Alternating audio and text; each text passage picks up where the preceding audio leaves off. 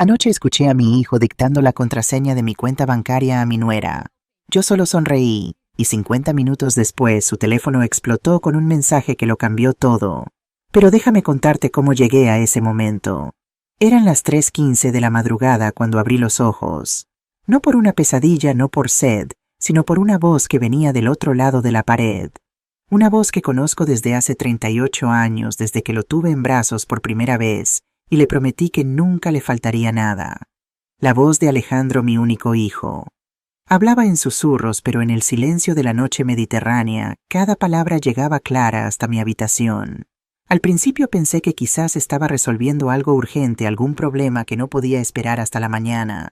Pero entonces escuché ese tono que usan las personas cuando planean algo que no quieren que nadie más sepa. Me quedé completamente inmóvil. El corazón me latía despacio, muy despacio, como si mi cuerpo supiera que debía guardar silencio absoluto para poder captar cada sílaba que salía de su boca. Y entonces lo escuché con total claridad. Sácalo todo, amor. Ella tiene más de 80.000 euros ahí guardados. Está durmiendo profundamente. No se dará cuenta hasta mañana, y para entonces ya habremos sacado todo. Cerré los ojos lentamente. No de miedo, no de sorpresa. Los cerré porque algo dentro de mí ya lo sabía. Tal vez no los detalles exactos, tal vez no el momento preciso, pero sí la esencia de lo que estaba ocurriendo. Esa sensación que una madre tiene cuando su hijo deja de ser el niño que crió y se convierte en alguien que ya no reconoce del todo. Escuché la respiración agitada de Gabriela al otro lado del teléfono. Podía imaginarla perfectamente en la casa que les ayudé a amueblar, sentada en la cama que les regalé cuando se casaron, con los ojos brillando de emoción ante la idea de todo ese dinero. Gabriela siempre fue así desde el día que la conocí. Detrás de esa sonrisa perfecta y esas palabras amables, había algo calculador, algo que medía cada gesto, cada visita, cada abrazo fingido. Pero una madre no dice esas cosas en voz alta. Una madre calla, espera, observa, porque señalar los defectos de la esposa de tu hijo es abrir una herida que nunca cierra bien. Así que callé cuando la conocí, y callé ahora en la oscuridad de mi habitación mientras escuchaba cómo mi propio hijo le dictaba a su mujer los números de mi tarjeta bancaria. 479. Cada número fue como un latido que se detenía por un segundo. No porque me doliera la traición en sí misma, sino porque confirmaba lo que llevaba meses negándome a aceptar, que para ellos yo ya no era Elena Morales, ya no era madre, ya no era familia. Ya no era la mujer que los había ayudado en cada crisis. Era solamente una cuenta bancaria con nombre y apellido. El dinero que mencionó Alejandro no cayó del cielo. No fue un regalo ni una herencia inesperada. Fueron 42 años de trabajo. 42 años levantándome a las 5 de la mañana para llegar puntual a la fábrica de seda en las afueras de Valencia, donde cosí hasta que mis dedos se deformaron del esfuerzo. 42 años ahorrando cada céntimo, guardando en secreto, planeando un futuro donde no tuviera que pedirle nada a nadie, ni siquiera a mi propio hijo. Cuando enviudé hace 11 años, Alejandro tenía 27. Me prometió que nunca me dejaría sola, que siempre estaría ahí para mí. Y yo le creí. Una madre siempre quiere creer en su hijo.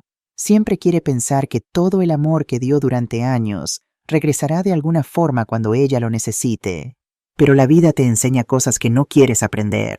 Alejandro siguió hablando en voz baja con Gabriela. Le explicaba cómo entrar al cajero automático del Banco Santander, cómo hacer retiros múltiples para no levantar sospechas, cómo sacar el máximo permitido en diferentes horarios. Hablaba con una seguridad que me heló la sangre. No era la primera vez que planeaba esto. Se notaba en cada detalle, en cada instrucción precisa. Habían estado esperando el momento correcto, y esta noche pensaban que lo habían encontrado. Abrí los ojos en la oscuridad y miré hacia el techo. Una pequeña mancha de humedad formaba una figura irregular justo encima de mi cama. La había visto todas las noches durante los últimos 3 años. Esa mancha se había convertido en una compañía silenciosa, un testigo mudo de mis insomnios, de mis preocupaciones de las noches en que me preguntaba si había sido buena madre o si había fallado en algo fundamental. Ahora esa mancha parecía tener una respuesta. Escuché cómo Alejandro terminaba la llamada. Amor, mañana a primera hora vas y sacas todo. Yo me quedo aquí para que no sospeche nada. Actuamos normal como siempre. Como siempre. Esas 2 palabras resonaron en mi cabeza más fuerte que todo lo demás. Como siempre. ¿Cuántas veces habían actuado normal frente a mí mientras por dentro planeaban esto? ¿Cuántas veces me habían sonreído mientras pensaban en mi dinero? ¿Cuántas veces habían fingido preocupación por mi salud cuando en realidad solo querían asegurarse de que yo seguía viva y con acceso a mi cuenta? Sentí algo extraño en ese momento. No era dolor, no era rabia. Era algo más profundo y más tranquilo. Era claridad absoluta. La puerta del cuarto de Alejandro se cerró con suavidad. Escuché sus pasos alejándose por el pasillo, probablemente yendo al baño o a la cocina por agua. Pasos que conocía de memoria. Pasos que había escuchado cuando era niño y se levantaba asustado por una pesadilla. Pasos que había escuchado cuando era adolescente y llegaba tarde a casa. Pasos que ahora caminaban sobre mi confianza como si fuera un suelo que ya no importaba ensuciar. Me quedé mirando la oscuridad durante largo rato y entonces lentamente sonreí. No fue una sonrisa de alegría, tampoco de locura. Fue la sonrisa de alguien que acaba de entender el juego completo, de alguien que sabe exactamente lo que va a hacer a continuación. Porque si hay algo que aprendí en 64 años de vida, es esto: la edad no te quita la inteligencia. Al contrario, te regala algo mucho más valioso. Te regala paciencia, te regala la capacidad de observar sin reaccionar, te regala la frialdad necesaria para actuar en el momento exacto. Y ese momento estaba a punto de llegar. Cerré los ojos de nuevo, esta vez con calma verdadera. Alejandro y Gabriela pensaban que tenían todo calculado.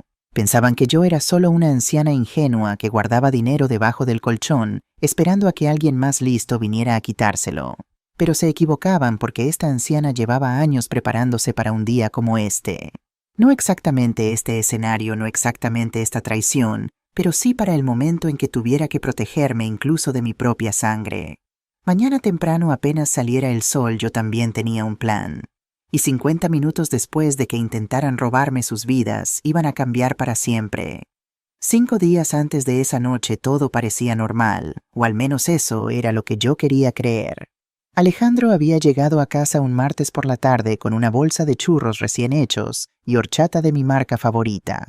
Ese gesto me extrañó desde el primer momento, no porque mi hijo fuera desconsiderado, sino porque hacía meses que no traía nada sin que yo se lo pidiera primero.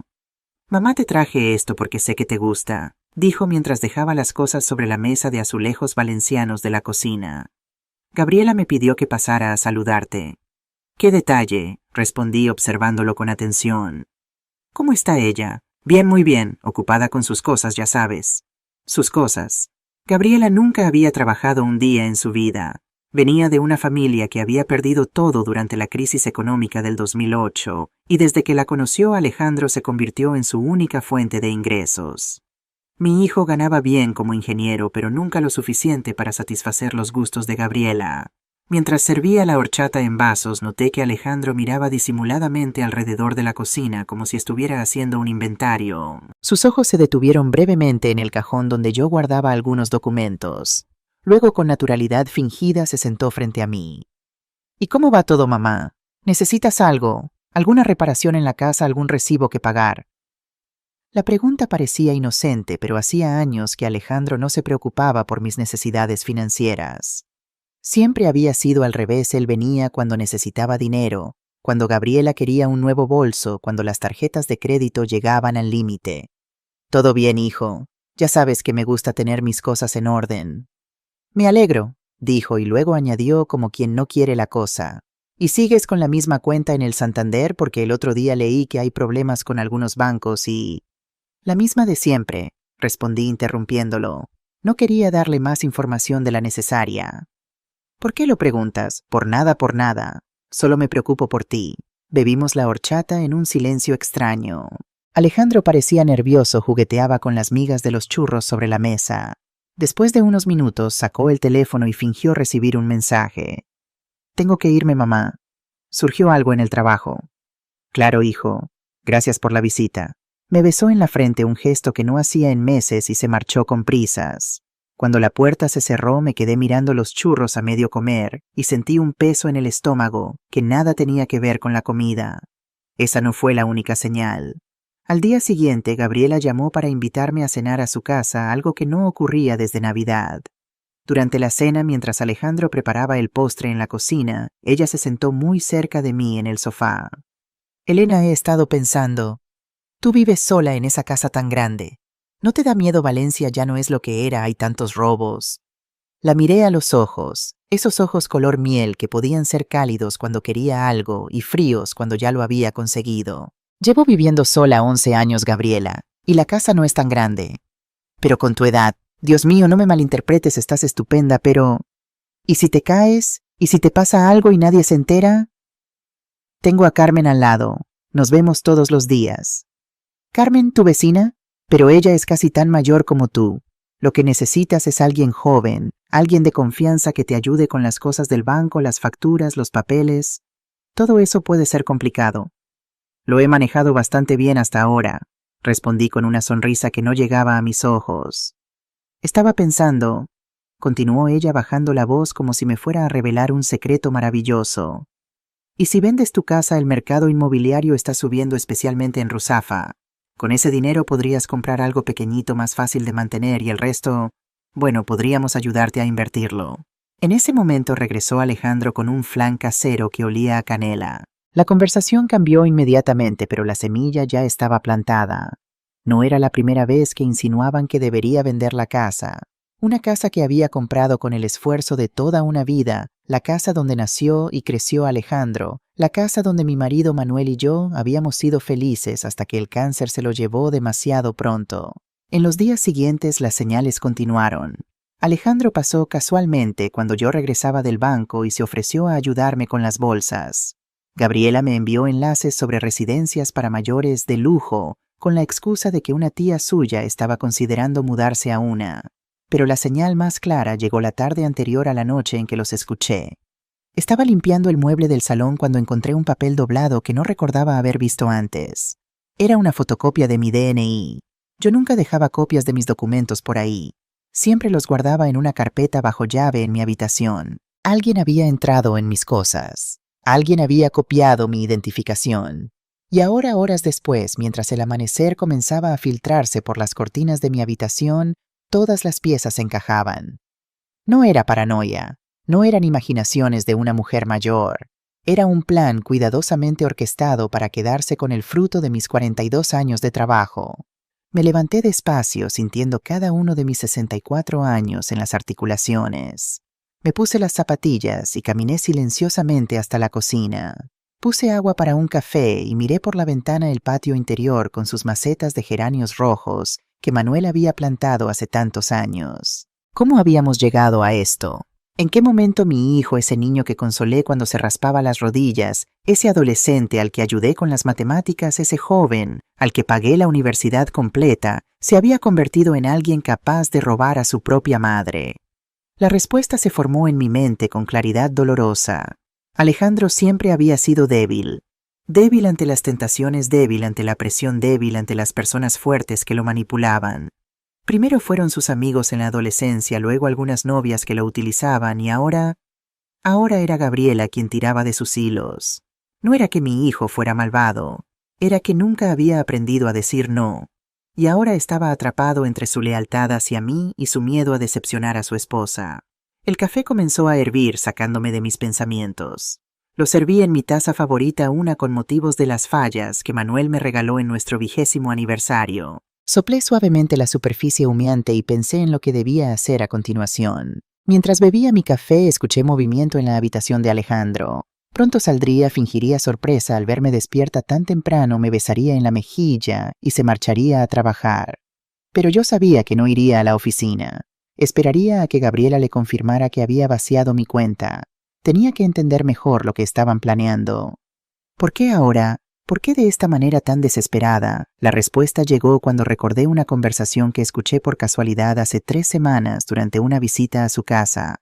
Había ido al baño y al regresar me detuve en el pasillo al oír voces alteradas desde el despacho de Alejandro. La puerta estaba entreabierta. 50.000 euros, Alejandro. 50.000 malditos euros que debemos y no tenemos cómo pagar. Era la voz de Gabriela tensa como una cuerda a punto de romperse. Lo sé. Estoy buscando soluciones.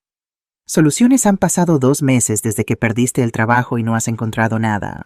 Nada. Y mientras tanto las deudas siguen creciendo. Perdido el trabajo, Alejandro no me había dicho nada. Cada mañana salía vestido con traje y corbata como si fuera a la oficina de ingeniería donde trabajaba desde hacía 10 años. Encontraré algo pronto, te lo prometo. Pronto el banco no espera, el casino no espera. Casino, la palabra me heló la sangre. Manuel, mi difunto esposo, había tenido problemas con el juego en los primeros años de nuestro matrimonio. Nos llevó al borde de la ruina antes de buscar ayuda. ¿Era posible que Alejandro hubiera heredado esa debilidad? Gabriela, por favor nada. ¿Sabes qué pasará si no pagamos? Perderemos la casa, los coches, todo. ¿Quieres vivir en la calle? ¿Quieres que yo viva en la calle? Hubo un silencio largo y luego la voz de Gabriela, más calmada pero más fría. Tu madre tiene dinero, mucho dinero.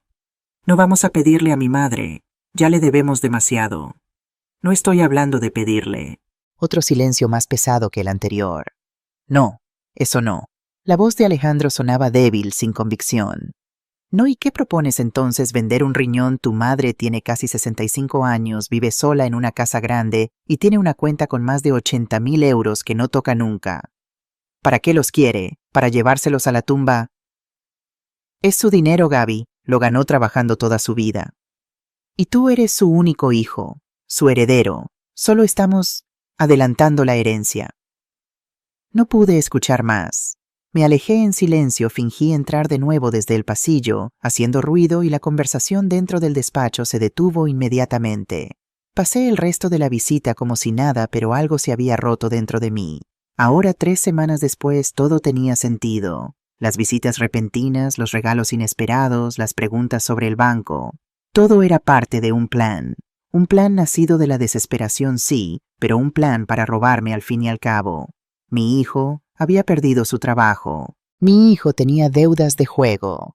Mi hijo estaba a punto de perderlo todo. Y en lugar de venir a mí y decirme la verdad, en lugar de pedirme ayuda como tantas otras veces en su vida, había elegido el camino de la traición. El sonido de la puerta de su habitación abriéndose me devolvió al presente. Me apresuré a adoptar una expresión neutral. Alejandro apareció en la cocina ya vestido con su traje gris.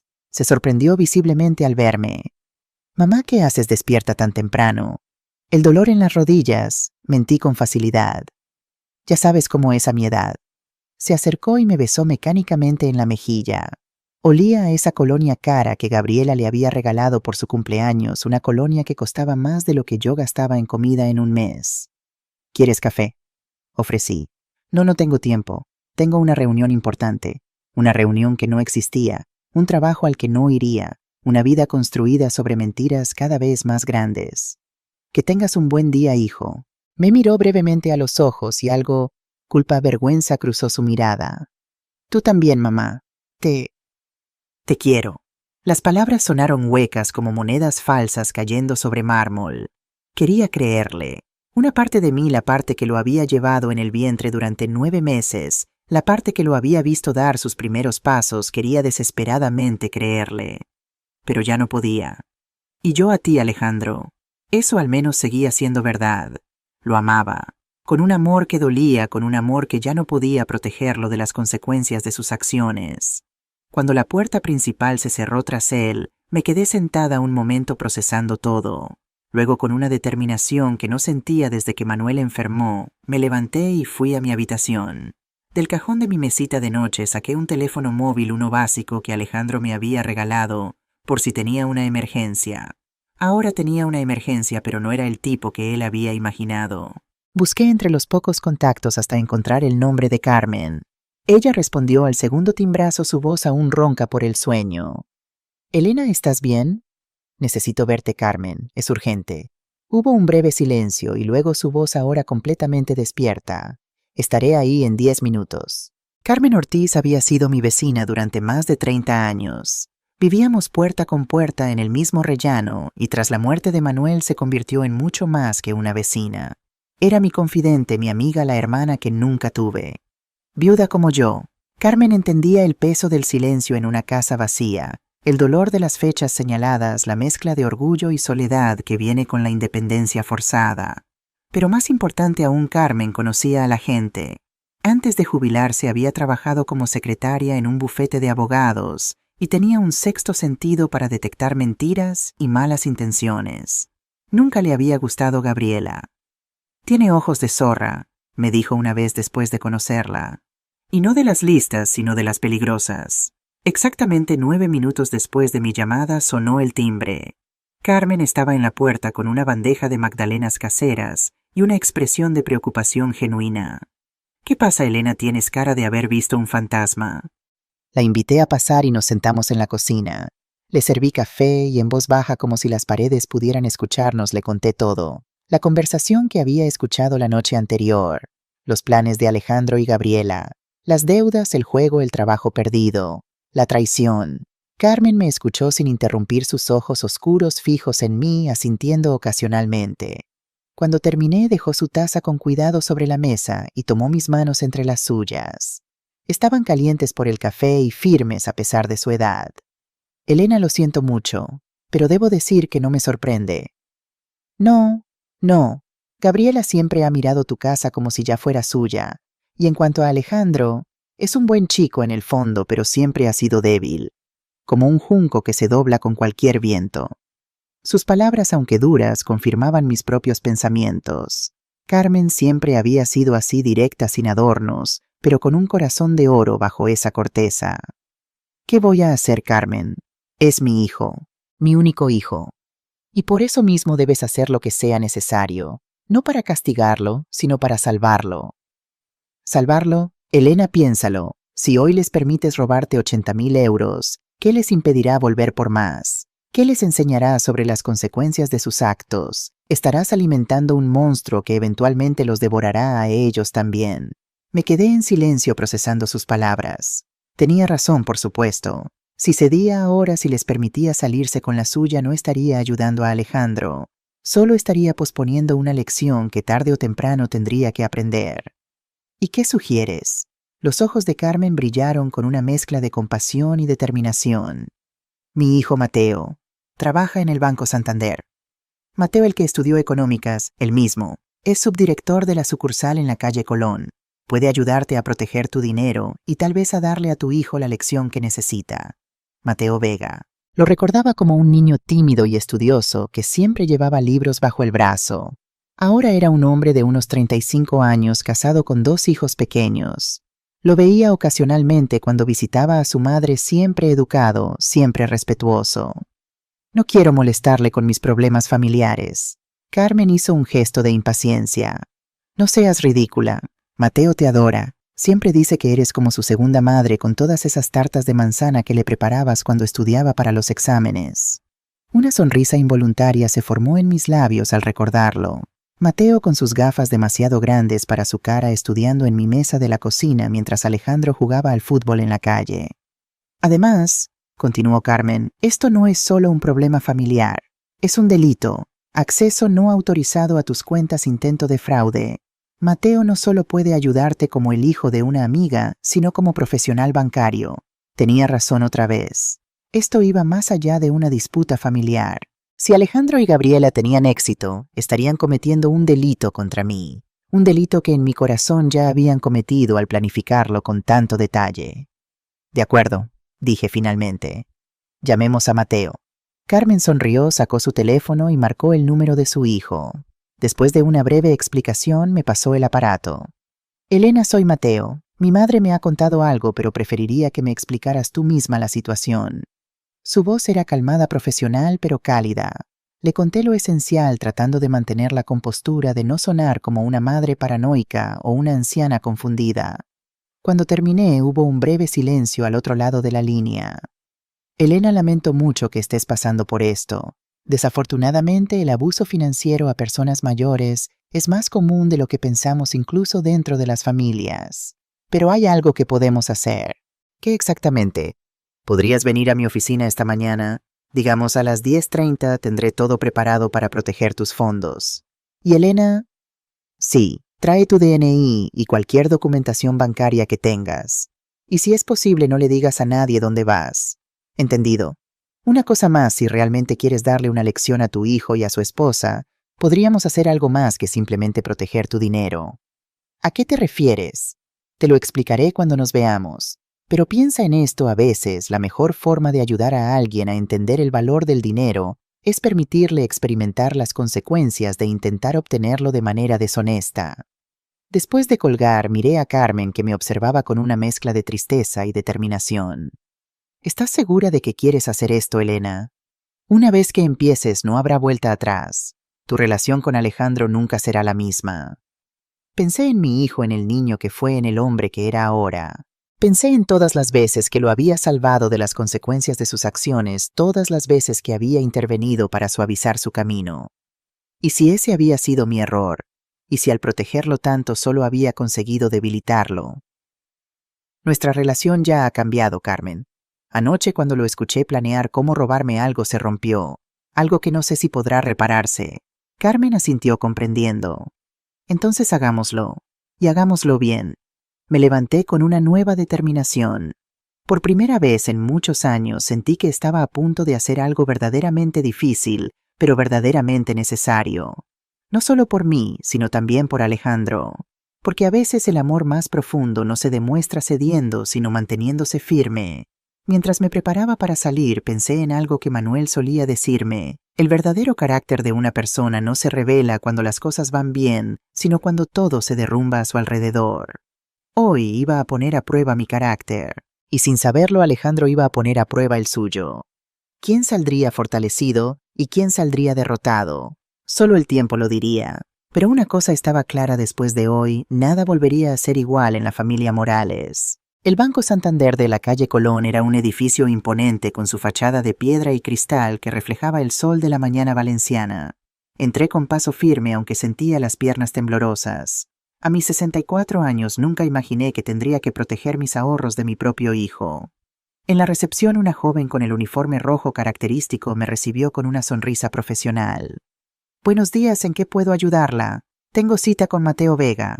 La joven consultó su ordenador. «¿La señora Elena Morales?» «Sí, soy yo». «El señor Vega la está esperando. Por favor, sígame». Me condujo a través de un pasillo hasta una oficina privada al fondo del edificio. Allí estaba Mateo, no ya el niño tímido que recordaba, sino un hombre seguro de sí mismo, con traje oscuro y una expresión de preocupación genuina. Se levantó inmediatamente al verme. «Elena, gracias por venir». Me estrechó ambas manos con calidez. «Por favor, siéntate». Esperó a que la recepcionista se marchara y cerró la puerta con cuidado. «He estado pensando en tu situación desde que hablamos», comenzó. «Antes que nada, quiero que sepas que lo que Alejandro y Gabriela están intentando hacer es completamente ilegal. Usar tus datos bancarios sin autorización constituye un delito de fraude». Asentí sintiendo un nudo en la garganta. Por más que lo sabía, escucharlo de labios de otra persona lo hacía más real, más doloroso. «No quiero denunciarlos, Mateo. Lo entiendo, y no tienes que hacerlo. Hay otras formas de protegerte y quizás de hacerles entender la gravedad de lo que están intentando». Sacó una carpeta de su escritorio y la abrió. Dentro había varios documentos con el logotipo del banco. «He revisado tu cuenta. Efectivamente tienes 82.347 euros en tu cuenta de ahorro principal. Es una suma importante que has acumulado durante décadas de trabajo. Y es solo tuya, Elena». Sus palabras, aunque obvias, me reconfortaron. A veces, cuando alguien intenta quitarte lo que es tuyo, empiezas a dudar de si realmente te pertenece. «¿Qué podemos hacer?» Mateo se inclinó hacia adelante apoyando los codos en el escritorio. «Tenemos varias opciones. La más simple sería cambiar todas tus claves y bloquear cualquier acceso no autorizado. Pero si quieres dar un paso más allá, podríamos transferir el dinero a una nueva cuenta que ellos desconozcan por completo». «¿Sería eso complicado? No soy muy buena con la tecnología». «Para eso estoy aquí». Su sonrisa me recordó al Mateo adolescente que estudiaba en mi cocina. «Te guiaré en cada paso». Me explicó el proceso detalladamente. Abriríamos una nueva cuenta a mi nombre, pero en una sucursal diferente. Transferiríamos casi todo el dinero, dejando solo una pequeña cantidad en la cuenta original como cebo. Además, configuraríamos alertas instantáneas en mi teléfono para cualquier intento de acceso. «Pero hay algo más que podríamos hacer», añadió con un brillo estratégico en sus ojos. «Algo que les daría una lección sin necesidad de involucrar a la policía». «Te escucho. Cuando Gabriela intente acceder a tu cuenta esta mañana, el sistema le permitirá entrar. Verá el saldo completo por un momento. Pero cuando intente realizar la transferencia o retiro, el sistema mostrará un mensaje de error y luego...» el saldo real. Pueden hacer eso. Técnicamente estaríamos utilizando un protocolo de seguridad diseñado para casos de fraude. La cuenta mostrará temporalmente el saldo completo, pero al intentar cualquier operación, se activará la verificación de seguridad y revelará que los fondos ya no están disponibles. ¿Y eso es legal? Completamente. Es tu dinero, Elena. Tienes todo el derecho a moverlo como consideres oportuno. Me quedé pensando un momento. La idea de ver la cara de Gabriela cuando descubriera que el dinero no estaba allí tenía un atractivo innegable, pero también sentía una punzada de culpa. ¿Era esto lo correcto? ¿No estaría cayendo en su mismo juego de engaños? Como si leyera mis pensamientos, Mateo añadió suavemente. Elena, esto no es venganza, es protección. Y a veces la mejor forma de proteger a alguien de sus propios errores es permitirle llegar hasta el borde y ver el abismo. Sus palabras resonaron en mi interior. No era eso exactamente lo que había fallado en mi crianza de Alejandro. No lo había protegido demasiado de las consecuencias de sus actos. Hagámoslo, dije finalmente. Mateo asintió y comenzó a preparar los documentos necesarios. Mientras los firmaba uno tras otro, me explicó algunas complicaciones potenciales. El sistema puede dar problemas con transferencias tan grandes. Hay límites diarios para prevenir fraudes. Tendríamos que hacer la transferencia en partes. ¿Cuánto tiempo llevaría? Normalmente varios días, pero dada la situación he solicitado una autorización especial. Aún así tomará al menos unas horas completar todo el proceso. Y si intentan sacar el dinero antes de que terminemos, por eso empezaremos con la mayor parte del saldo. Los primeros 70.000 euros los transferiremos inmediatamente. El resto lo haremos progresivamente, manteniendo siempre una pequeña cantidad visible para no levantar sospechas demasiado pronto. A medida que avanzábamos con el papeleo, Mateo me enseñó a usar la aplicación bancaria en mi teléfono. Era más complicado de lo que esperaba, con contraseñas, códigos de verificación y preguntas de seguridad. Es mucho para recordar, dije sintiendo un momento de duda. Lo sé, pero es necesario, y estaré aquí para ayudarte siempre que lo necesites. Me miró directamente a los ojos. Elena, lo que estás haciendo requiere valor. Muchas personas en tu situación simplemente cederían por miedo o por un malentendido sentido de obligación familiar. No es fácil, admití. Una parte de mí sigue viendo a Alejandro como el niño que crié, no como el hombre que está intentando robarme. Y esa parte siempre estará ahí.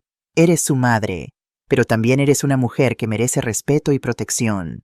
Lo que estamos haciendo hoy no es contra Alejandro. Es por ti y en última instancia también por él. Seguimos trabajando durante más de una hora. Cada paso parecía abrir nuevas complicaciones, formularios adicionales, verificaciones, autorizaciones. El sistema parecía diseñado deliberadamente para dificultar el movimiento rápido de grandes cantidades de dinero. ¿Es siempre tan complicado?, pregunté frustrada con otro formulario. Lo es, y con buena razón. Estas mismas barreras que nos están dificultando la tarea también protegen a personas como tú de fraudes reales. La ironía es que ahora tenemos que navegar por ellas para protegerte de tu propia familia. Finalmente, después de lo que pareció una eternidad, Mateo me mostró la pantalla de su ordenador. Listo. La primera transferencia está en proceso. 70.000 euros están ahora en movimiento hacia tu nueva cuenta. Sentí una extraña mezcla de alivio y tristeza. Alivio por haber actuado a tiempo, tristeza porque había sido necesario hacerlo. ¿Cuánto tiempo tardará en completarse? La primera transferencia debería completarse en aproximadamente 50 minutos. Justo a tiempo si Gabriela planea ir al banco esta mañana, como dijiste. Miré mi reloj. Eran las 11:20. Conociendo a Gabriela ya estaría de camino al banco, quizás incluso ya habría llegado. La imagen de ella elegantemente vestida, esperando con impaciencia en alguna sucursal del Santander lista para vaciar mi cuenta, me provocó una inesperada sensación de calma. Por primera vez en mucho tiempo sentía que tenía el control. ¿Y ahora qué?, pregunté. Ahora esperamos, y nos preparamos para lo que viene después. La sala de espera de la oficina bancaria estaba tranquila, con solo un suave murmullo de conversaciones y el ocasional sonido de tecleo.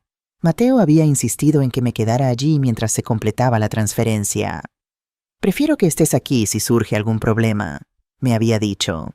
Además, no querrás estar en casa cuando Alejandro y Gabriela descubran lo que ha pasado. Tenía razón, por supuesto.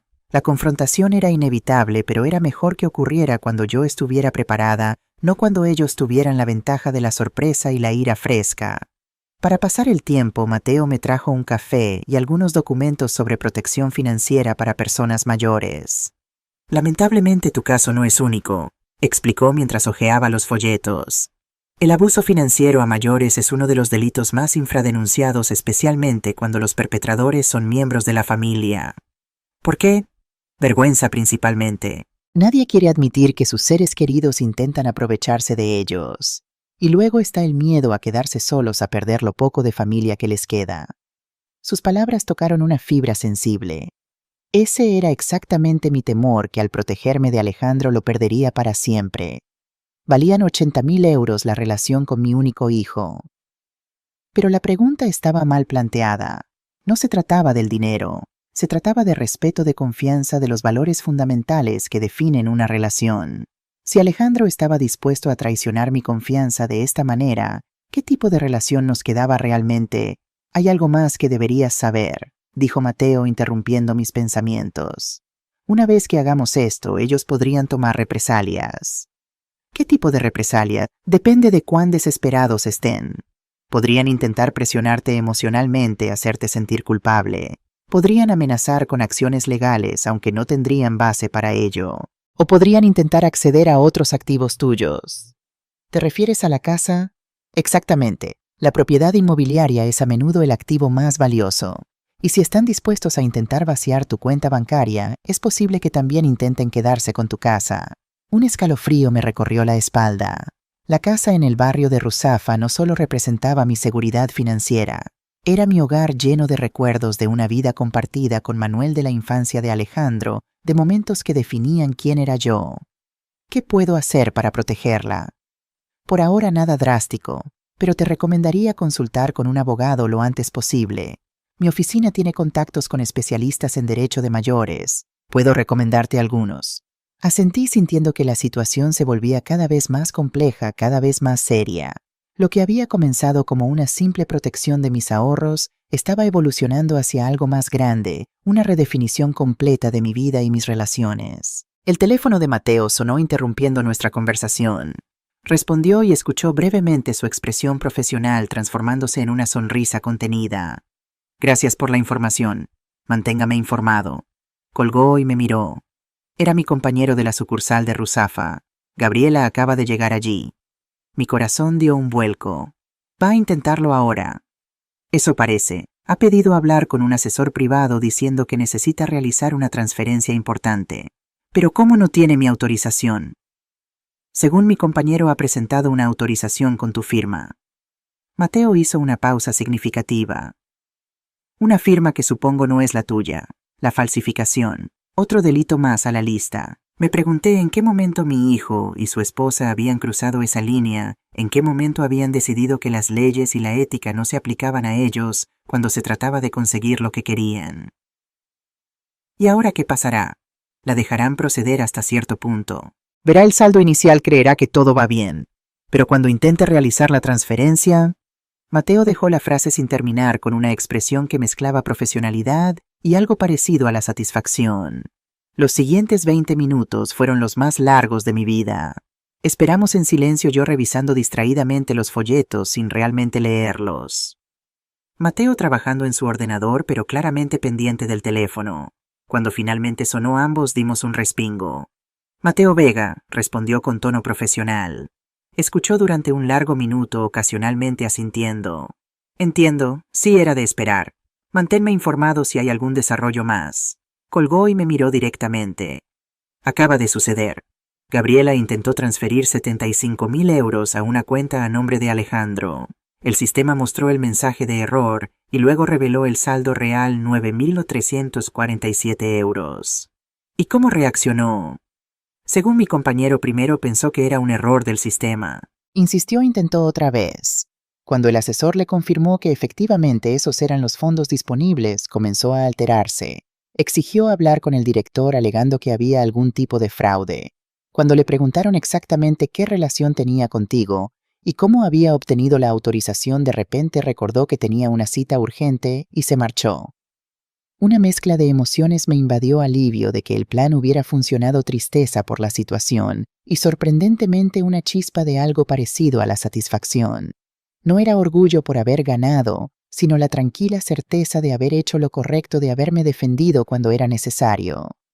¿Qué crees que harán ahora?, pregunté. Llamará inmediatamente a Alejandro, le contará lo sucedido, y luego casi con toda seguridad irán directamente a tu casa. Para confrontarme, para exigir explicaciones, sí, y posiblemente para intentar presionarte. Me enderecé en la silla sintiendo una determinación que no había experimentado en años. Pues entonces debo estar preparada para recibirlos. Mateo me miró con una mezcla de preocupación y admiración. Elena, no tienes que enfrentarte a esto sola.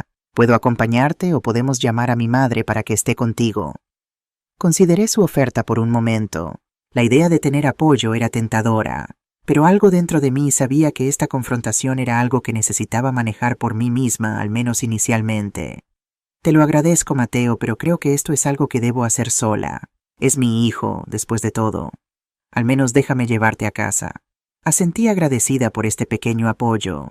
Mientras recogíamos nuestras cosas y nos preparábamos para salir, Mateo recibió otra llamada. La transferencia está completa, me informó después de colgar. Tus 70.000 euros están seguros en la nueva cuenta. Los 3.000 restantes los moveremos esta tarde, dejando solo esos 9. 347 euros en la cuenta original. Suficientes para que piensen que aún vale la pena intentar acceder, pero no tanto como para que me cause un grave perjuicio si lo consiguen. Exactamente. Mateo sonrió apreciando mi rápida comprensión. Has aprendido rápido para alguien que dice no entender de finanzas. Toda una vida trabajando y ahorrando enseña muchas cosas, Mateo. Quizás no conozca la jerga técnica, pero entiendo perfectamente el valor del dinero y la importancia de protegerlo. Salimos del banco hacia el coche de Mateo, un modesto Seat León gris.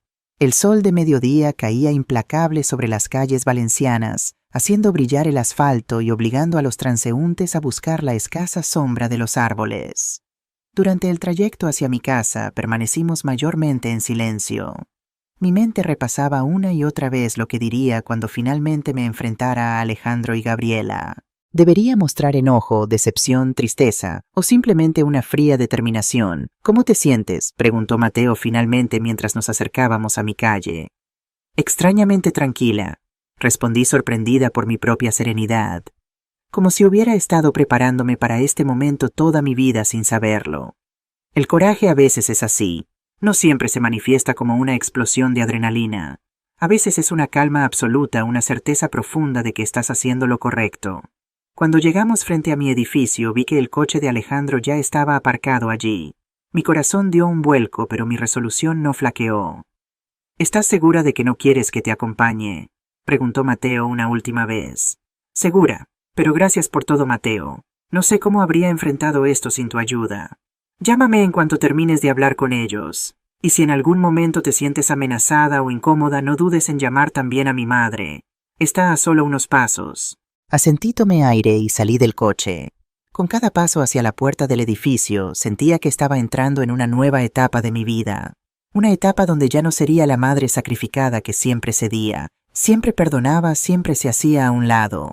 A partir de hoy sería simplemente Elena Morales, una mujer que se respetaba a sí misma lo suficiente como para defender lo que era suyo. Al entrar en el edificio, el conserje Miguel me saludó con su habitual sonrisa. Doña Elena, su hijo y su nuera llegaron hace unos 20 minutos. Parecían algo alterados. Les dije que usted había salido temprano, pero insistieron en esperarla arriba. Gracias, Miguel. ¿Cómo entraron si no tienen llave? La señora Carmen los dejó pasar.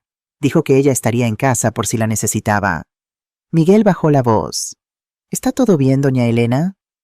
¿Lo estará, Miguel? Lo estará. Subí en el ascensor hasta el 4.º piso, cada piso marcando el tiempo que me quedaba para preparar mis pensamientos. Cuando las puertas se abrieron, vi que la puerta de mi apartamento estaba entreabierta. Voces airadas llegaban desde dentro. Reconocí la voz aguda de Gabriela elevada en lo que parecía ser una acusación. Entré silenciosamente. Estaban en la sala de estar Alejandro caminando nerviosamente de un lado a otro, Gabriela sentada en el borde del sofá gesticulando con vehemencia. Ninguno de los dos notó mi presencia de inmediato. Te dije que debíamos actuar antes, estaba diciendo Gabriela. Ahora ha movido el dinero y estamos peor que antes. No entiendo cómo pudo saberlo, respondió Alejandro pasándose la mano por el pelo en un gesto de frustración que reconocí de su adolescencia. Nadie más sabía de nuestro plan. Alguien tuvo que decírselo, o tal vez te escuchó hablando conmigo anoche. Eso es imposible, estaba dormida. ¿Estás seguro? Porque claramente sabía lo que planeábamos. ¿De qué otra forma explicas que haya transferido casi todo el dinero justo esta mañana? Decidí que era momento de interrumpir.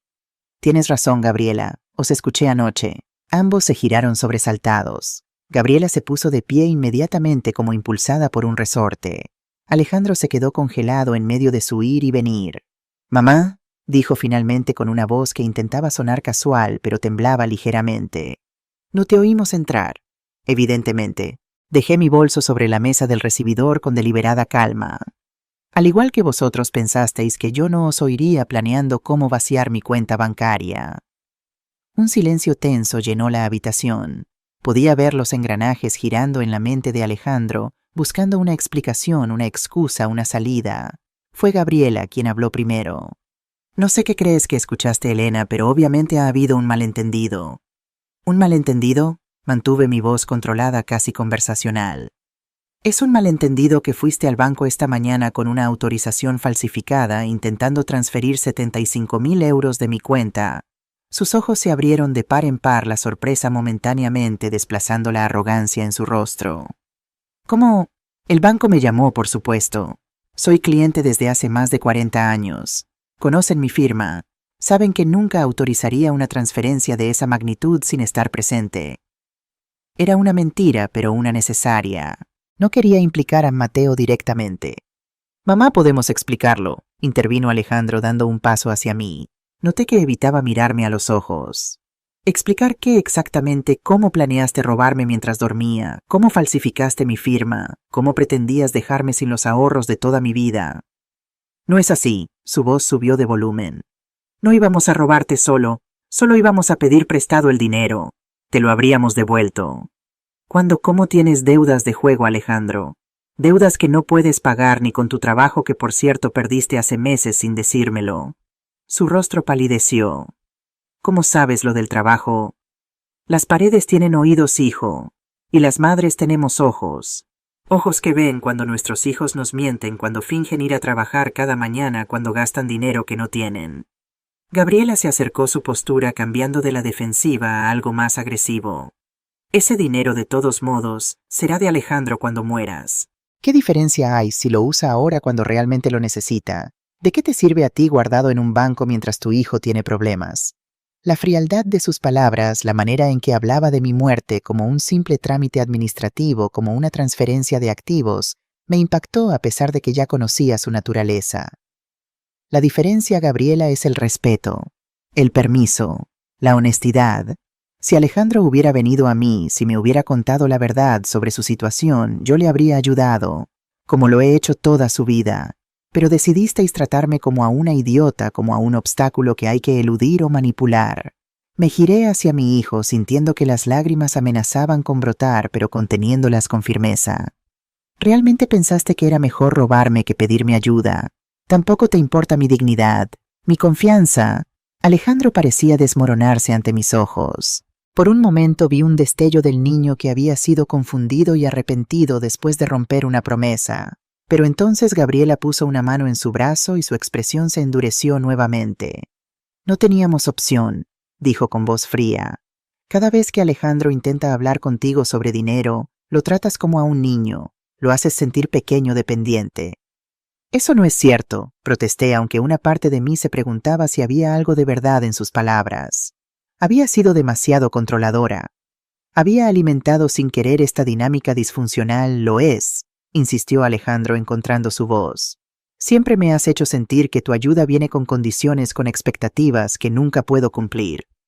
Y robarme era la solución. Esa es tu respuesta a sentirte incomprendido. Estamos desesperados». Su voz se quebró.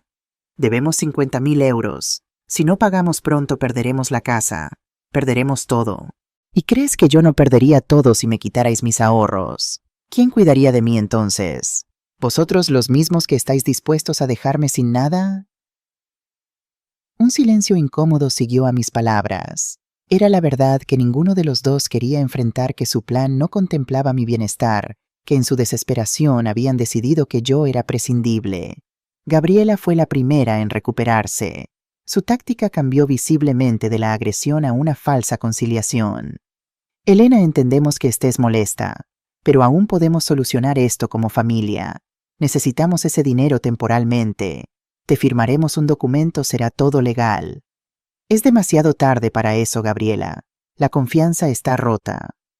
¿Qué quieres decir?, preguntó Alejandro, un tono de alarma en su voz. Quiero decir que he tomado medidas para proteger mis finanzas. El dinero ya no está accesible para vosotros. Nunca lo estará. ¿Qué has hecho? La voz de Gabriela subió de tono, la máscara de amabilidad desapareciendo completamente. He movido mis ahorros a una cuenta que no conocéis en una entidad que no os diré, y he dado instrucciones específicas de que nunca bajo ninguna circunstancia se os dé acceso. No puedes hacer eso. Gabriela estaba furiosa, ahora toda pretensión abandonada. Somos su familia, tenemos derechos. No, Gabriela, no tenéis ningún derecho sobre mi dinero, ni ahora ni nunca. Alejandro parecía aturdido, como si no pudiera procesar lo que estaba ocurriendo, pero Gabriela estaba en pleno ataque. ¿Crees que esto acaba aquí? ¿Crees que puedes simplemente bloquear a tu propio hijo, tu único hijo? Su voz destilaba veneno. Te demandaremos. Por abuso emocional, por abandono familiar. Conseguiremos una orden judicial que te obligue a ayudarnos. ¡Adelante!, respondí sorprendentemente calmada ante su ataque. Busca un abogado que acepte defender tu derecho a robar a una mujer de 64 años. ¡Esta casa!, exclamó Gabriela de repente, mirando alrededor como si acabara de tener una revelación.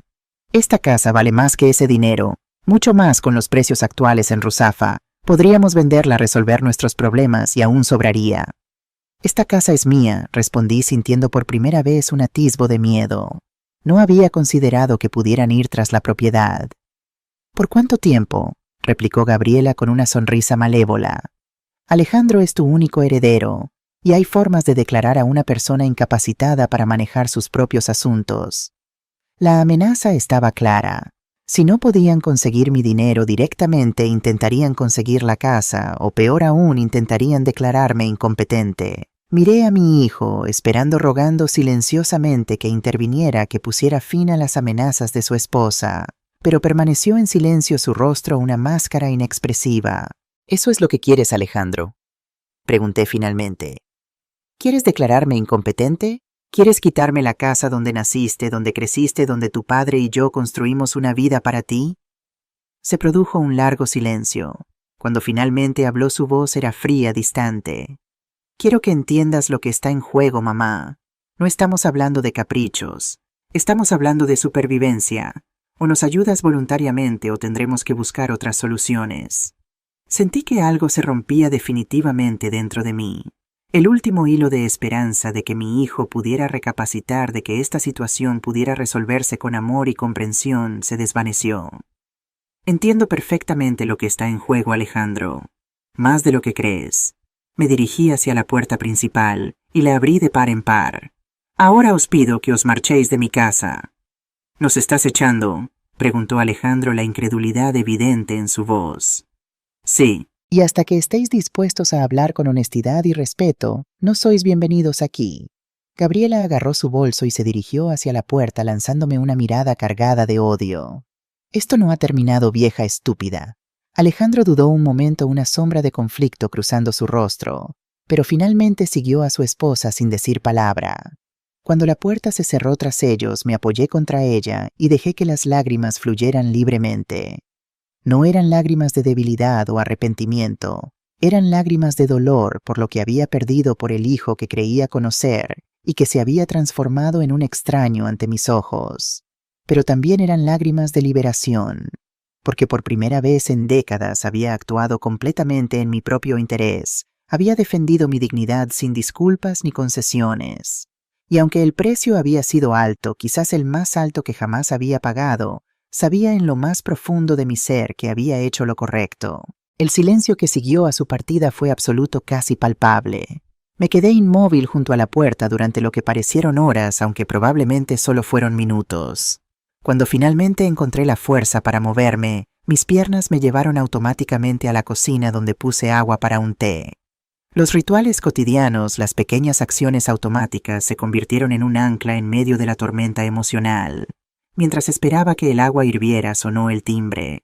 Por un momento temí que fueran ellos regresando quizás con nuevas amenazas o tácticas. Pero cuando miré por la mirilla, vi el rostro familiar de Carmen. «Te vi llegar hace un rato», dijo cuando abrí la puerta. Y luego los vi marcharse a ellos. No parecían contentos. La invité a pasar y volvimos juntas a la cocina. El agua ya hervía, así que preparé té para ambas. «¿Qué ha ocurrido?», preguntó aceptando la taza humeante. Le conté todo: la confrontación, las acusaciones, las amenazas. Mientras hablaba vi cómo la expresión de Carmen pasaba de la preocupación a la indignación y finalmente a una especie de resignación triste. «No son solo amenazas vacías, Elena», dijo cuando terminé mi relato. «Lo de la incapacitación es algo que he visto antes. Lucía Mendoza, ¿te acuerdas de ella? Vivía en el Sexto. Sus hijos la declararon incompetente después de que se negara a vender su casa para pagar las deudas de su hijo mayor.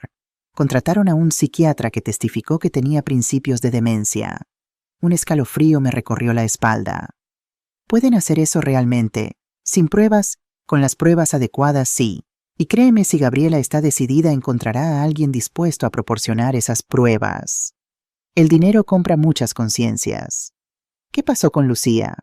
La internaron en una residencia, vendieron su casa, y ella murió 6 meses después, según dicen, de tristeza más que de cualquier enfermedad física. La historia me afectó profundamente.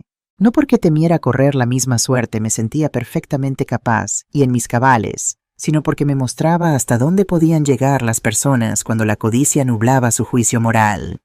«Necesito hablar con un abogado», dije finalmente. «Mateo me dijo que te recomendaría a algunos».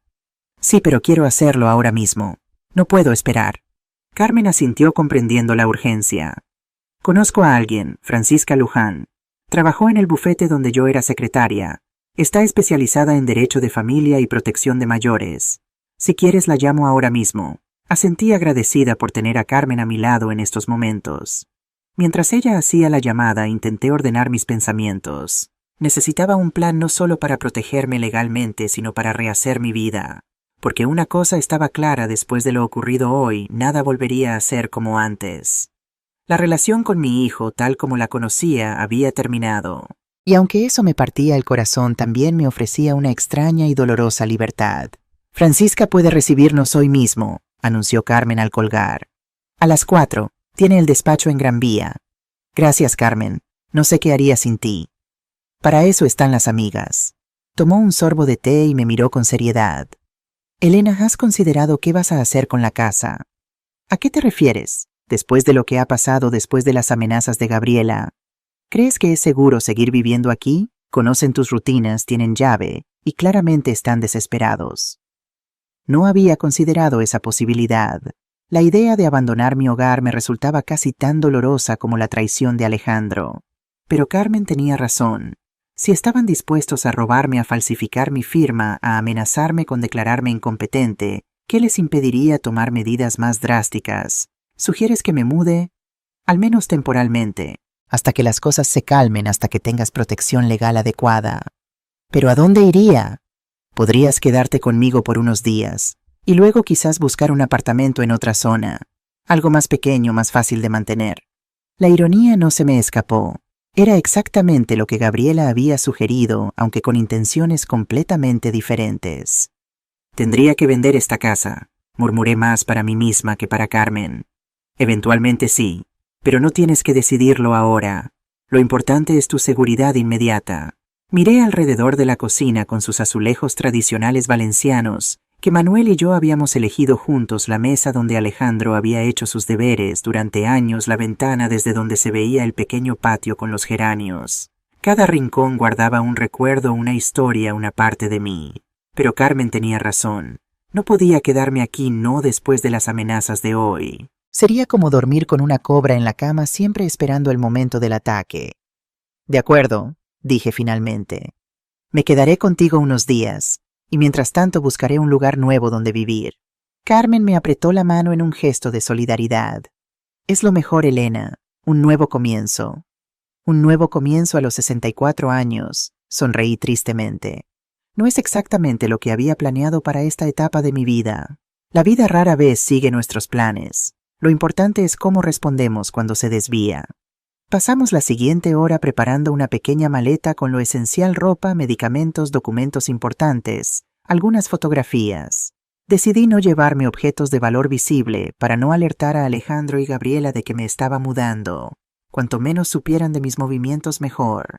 A las 3:30 salimos rumbo al despacho de Francisca Luján. El taxi nos llevó a través de las calles bulliciosas de Valencia, pasando junto al mercado central y la lonja de la seda, edificios centenarios que habían visto pasar innumerables dramas humanos como el mío. El despacho de Francisca estaba en un edificio modernista en la Gran Vía Marqués del Turia. La abogada resultó ser una mujer de unos 50 años, con cabello cano recogido en un moño apretado y gafas de montura metálica que le daban un aspecto severo pero inteligente. Nos recibió en una oficina austera pero elegante, con estanterías llenas de tomos legales y una ventana que ofrecía una vista parcial del jardín del Turia. Carmen me ha explicado brevemente su situación, señora Morales. Comenzó después de las presentaciones formales. Pero me gustaría escucharla en sus propias palabras. Por tercera vez en ese día relaté la historia completa. Francisca escuchó atentamente, tomando notas ocasionales en un cuaderno. Cuando terminé, se quitó las gafas y las limpió meticulosamente con un pañuelo, un gesto que parecía ayudarle a organizar sus pensamientos. «Tiene usted razón en estar preocupada», dijo finalmente. Las amenazas de su nuera, especialmente la de buscar una declaración de incompetencia, son graves y potencialmente realizables. Sin embargo, también tiene varias ventajas a su favor. ¿Cuál es? Primero, su edad. A los 64 años está usted lejos de la edad en la que los tribunales consideran automáticamente la posibilidad de incapacidad. Segundo, tiene testigos de su lucidez y capacidad, su vecina Carmen, el empleado del banco que la atendió hoy, incluso yo misma. Tercero, el intento de fraude por parte de su hijo y nuera puede jugar a su favor si deciden llevar esto a los tribunales. Y respecto a la casa, la casa es legalmente suya y nadie puede obligarla a venderla o abandonarla contra su voluntad. Sin embargo, entiendo su preocupación por la seguridad. Mudarse temporalmente es una medida prudente. ¿Qué me recomienda hacer ahora? Varias cosas. Primero, cambiaremos las cerraduras de su casa inmediatamente. Segundo, preparamos un poder notarial preventivo, designando a alguien de su confianza para tomar decisiones en su nombre, en caso de que usted no pueda hacerlo. «Carmen», pregunté mirando a mi amiga. «Sería una buena opción, pero también consideraría a alguien más joven como respaldo. El hijo de Carmen, quizás. El que la ayudó en el banco, Mateo», asintió Carmen. «Él estaría dispuesto, estoy segura». «Excelente. Tercero, haremos una evaluación médica completa, incluyendo una evaluación neurológica y psicológica. Queremos establecer claramente que usted está en pleno uso de sus facultades mentales». Mientras Francisca continuaba explicando las medidas legales que tomaríamos, sentí una mezcla de alivio y tristeza. Alivio por tener un plan claro, por contar con profesionales competentes que me ayudarían a protegerme. Tristeza porque todo esto era necesario para defenderme de mi propio hijo. «Una última cosa, señora Morales», dijo Francisca mientras recogíamos nuestras cosas para marcharnos. «Todo lo que estamos haciendo es defensivo protector, pero también tiene la opción de tomar medidas más activas». ¿Qué tipo de medidas? Podría denunciar el intento de fraude. Con la falsificación de su firma en la autorización bancaria, hay elementos suficientes para una denuncia criminal. La idea me revolvió el estómago. Por mucho que me hubieran herido la imagen de Alejandro enfrentando cargos criminales, posiblemente incluso prisión, era demasiado dolorosa para contemplarla. «No», respondí con firmeza. «No quiero llevar esto al ámbito penal. Solo quiero protegerme y seguir adelante con mi vida». Francisca asintió, respetando mi decisión. «Lo entiendo. Muchos de mis clientes sienten lo mismo. El amor de una madre tiene raíces profundas». Al salir del despacho, el sol de la tarde comenzaba a descender, tiñendo los edificios de Valencia con un cálido resplandor dorado. Carmen y yo caminamos en silencio hacia la parada de taxi, cada una sumida en sus propios pensamientos. «¿Estás segura de tu decisión?», preguntó finalmente Carmen. «De no denunciarlos, completamente. Ya han perdido su alma con lo que han intentado hacer. No necesito ver cómo pierden también su libertad». Carmen me miró con una mezcla de admiración y preocupación. Eres demasiado buena, Elena. No es bondad, respondí sorprendiéndome a mí misma con la claridad de mis pensamientos. Es supervivencia. Necesito cerrar esta herida y seguir adelante. Una batalla legal prolongada solo mantendría la herida abierta sangrando. Mientras esperábamos el taxi que nos llevaría al apartamento de Carmen, mi nuevo hogar temporal, contemplé el horizonte de la ciudad que había sido mi hogar durante toda mi vida. Valencia, con sus contradicciones, su belleza y su dureza, seguiría siendo mi hogar, aunque ahora tendría que encontrar mi lugar en ella nuevamente. A los 64 años estaba a punto de comenzar un nuevo capítulo de mi vida. Un capítulo no planificado, no deseado, pero quizás a su manera necesario. Porque a veces las peores traiciones nos llevan a las mejores liberaciones. Y a veces perder lo que creíamos imprescindible nos abre la puerta a posibilidades que nunca habíamos considerado. El taxi llegó interrumpiendo mis reflexiones. Mientras subíamos eché una última mirada a la calle, al mundo que continuaba su marcha imparable, a pesar de que el mío se había detenido momentáneamente. «Vamos a casa», dijo Carmen apretando mi mano. Y por primera vez en ese día interminable sentí un atisbo de paz. No porque el dolor hubiera disminuido, sino porque había encontrado la fuerza para enfrentarlo. Y en ese momento eso era suficiente. El apartamento de Carmen era considerablemente más pequeño que mi casa en Ruzafa, pero tenía algo que yo había estado perdiendo gradualmente: una sensación de seguridad. Ubicado en el 7º piso de un edificio moderno en el barrio de Benimaclet, con portero las 24 horas, y un sistema de seguridad en la entrada, me ofrecía una tranquilidad que había dado por sentada hasta que las amenazas de Gabriela me la arrebataron. «No es muy grande, pero el sofá-cama es sorprendentemente cómodo», dijo Carmen mientras extendía sábanas limpias sobre él. «Y la vista del amanecer desde esta ventana es espectacular». «Es perfecto, Carmen. No sé cómo agradecerte todo lo que estás haciendo por mí». «¿Recuerdas cuando Manuel enfermó y tú venías cada tarde a relevarme para que yo pudiera descansar un poco? ¿O cuando mi Santiago murió y pasaste 2 semanas durmiendo en mi sofá para que no estuviera sola? Así es como funciona la amistad verdadera, Elena». Esa primera noche en casa de Carmen dormí profundamente, sin los sobresaltos y pesadillas que había anticipado. Quizás fue el agotamiento emocional o tal vez la certeza de estar en un lugar seguro, pero por primera vez en mucho tiempo, mi sueño fue reparador. A la mañana siguiente, siguiendo el consejo de Francisca, contratamos a un cerrajero para que cambiara las cerraduras de mi casa. Carmen insistió en acompañarme, preocupada por un posible encuentro con Alejandro o Gabriela. Afortunadamente la casa estaba vacía y el trabajo se completó sin incidentes. Mientras el cerrajero terminaba, recorrí las habitaciones por última vez, decidiendo qué objetos personales quería llevarme. Fotografías, documentos, algunas joyas con valor sentimental, la colección de discos de vinilo que Manuel y yo habíamos reunido durante décadas. No era mucho, pero representaba la esencia de mi vida, las memorias que quería preservar. «¿Qué harás con el resto?», preguntó Carmen mientras me ayudaba a empaquetar algunas cosas. «No lo sé aún. No estoy lista para deshacerme de todo, pero tampoco puedo llevármelo conmigo. Podríamos alquilar un trastero, un lugar seguro donde guardar tus cosas mientras decides qué hacer con la casa». Era una buena idea. Mover mis pertenencias a un almacén no solo las mantendría seguras, sino que me daría tiempo para pensar con claridad sobre mi siguiente paso. Los días siguientes transcurrieron en un ajetreo de trámites legales y logísticos. Francisca preparó el poder notarial preventivo, designando a Carmen y a Mateo como mis representantes legales en caso de incapacidad. El doctor Ferrer, un neurólogo recomendado por la abogada, realizó una evaluación completa de mis capacidades cognitivas. «Está usted más lúcida que muchos de mis colegas 20 años más jóvenes», comentó con una sonrisa al concluir las pruebas. Una semana después de la confrontación recibí la primera llamada de Alejandro. Estaba en casa de Carmen cuando mi teléfono sonó. Al ver su nombre en la pantalla, mi corazón dio un vuelco. «Es él», le dije a Carmen, que estaba preparando la cena.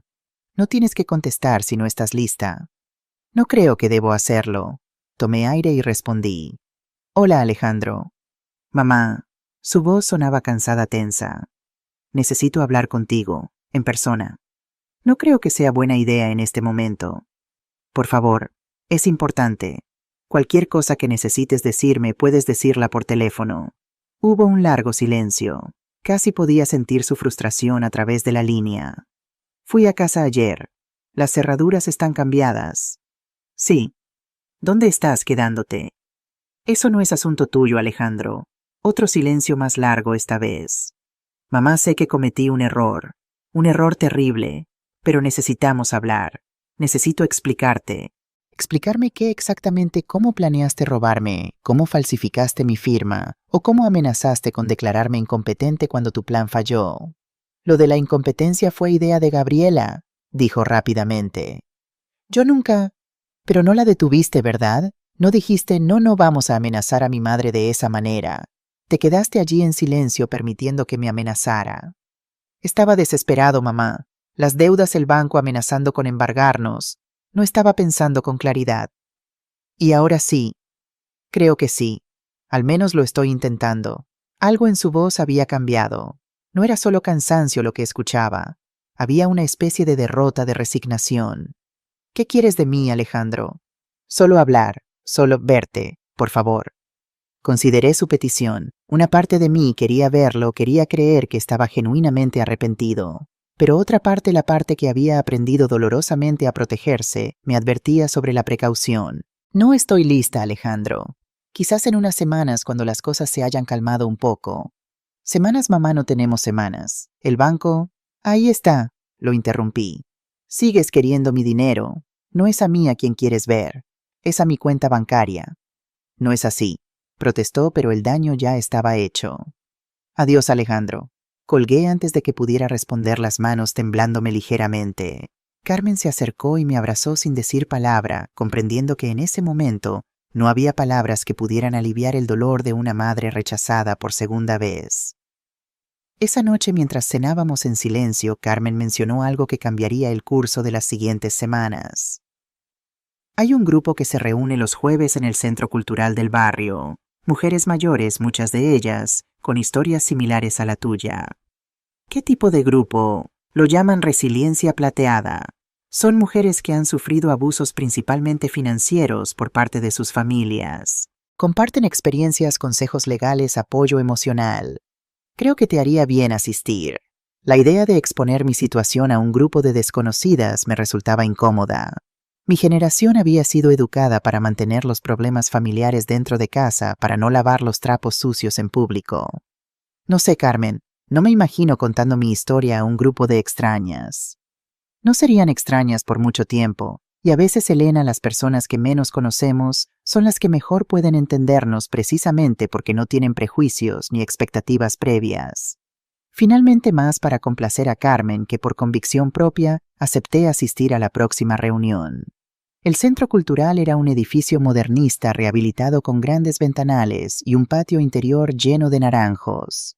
El grupo se reunía en una sala amplia del segundo piso, con sillas dispuestas en círculo y una mesa con café y pastas en un rincón. Al entrar acompañada por Carmen, me sorprendió la diversidad de mujeres presentes. Algunas parecían de mi edad o mayores, otras apenas rozaban los 50. Había mujeres elegantemente vestidas y otras con atuendos sencillos. Algunas con expresiones serenas, otras con evidentes signos de angustia en sus rostros. Una mujer alta y delgada, con el cabello blanco recogido en un moño bajo, se acercó a nosotras. Bienvenidas, soy Laura Ferrero, la coordinadora del grupo. Es su primera vez. Carmen me presentó brevemente, explicando que era amiga suya y que estaba atravesando una situación difícil con mi hijo. Estás en el lugar adecuado, Elena, dijo Laura con una sonrisa cálida. Aquí todas hemos pasado por el fuego y estamos aprendiendo a renacer de nuestras propias cenizas. La sesión comenzó con Laura explicando brevemente el propósito y las reglas del grupo: confidencialidad absoluta, respeto por las experiencias ajenas, libertad para compartir solo lo que cada una se sintiera cómoda revelando. Una a una las mujeres comenzaron a hablar. Isabel, una viuda de 70 años, contó cómo su hija y su yerno la habían convencido de poner su casa a nombre de ellos para evitar problemas de herencia, solo para intentar venderla luego sin su consentimiento. Pilar, una antigua profesora de instituto, relató cómo su hijo había vaciado sus cuentas poco a poco, utilizando su tarjeta cuando la llevaba a hacer compras, hasta dejarla prácticamente sin ahorros.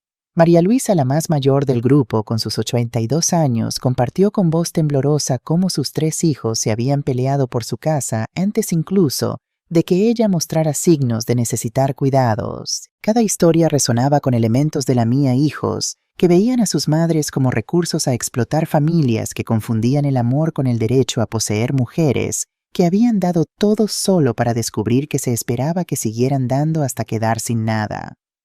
Cuando llegó mi turno dudé. Estas mujeres eran desconocidas para mí, y mi instinto natural era proteger mi privacidad. Pero algo en sus miradas, en la forma en que habían compartido sus propias historias sin vergüenza ni dramatismo, me dio el valor para hablar. Mi hijo Alejandro y su esposa Gabriela planearon vaciar mi cuenta bancaria mientras yo dormía. Comencé sorprendida por la firmeza de mi propia voz.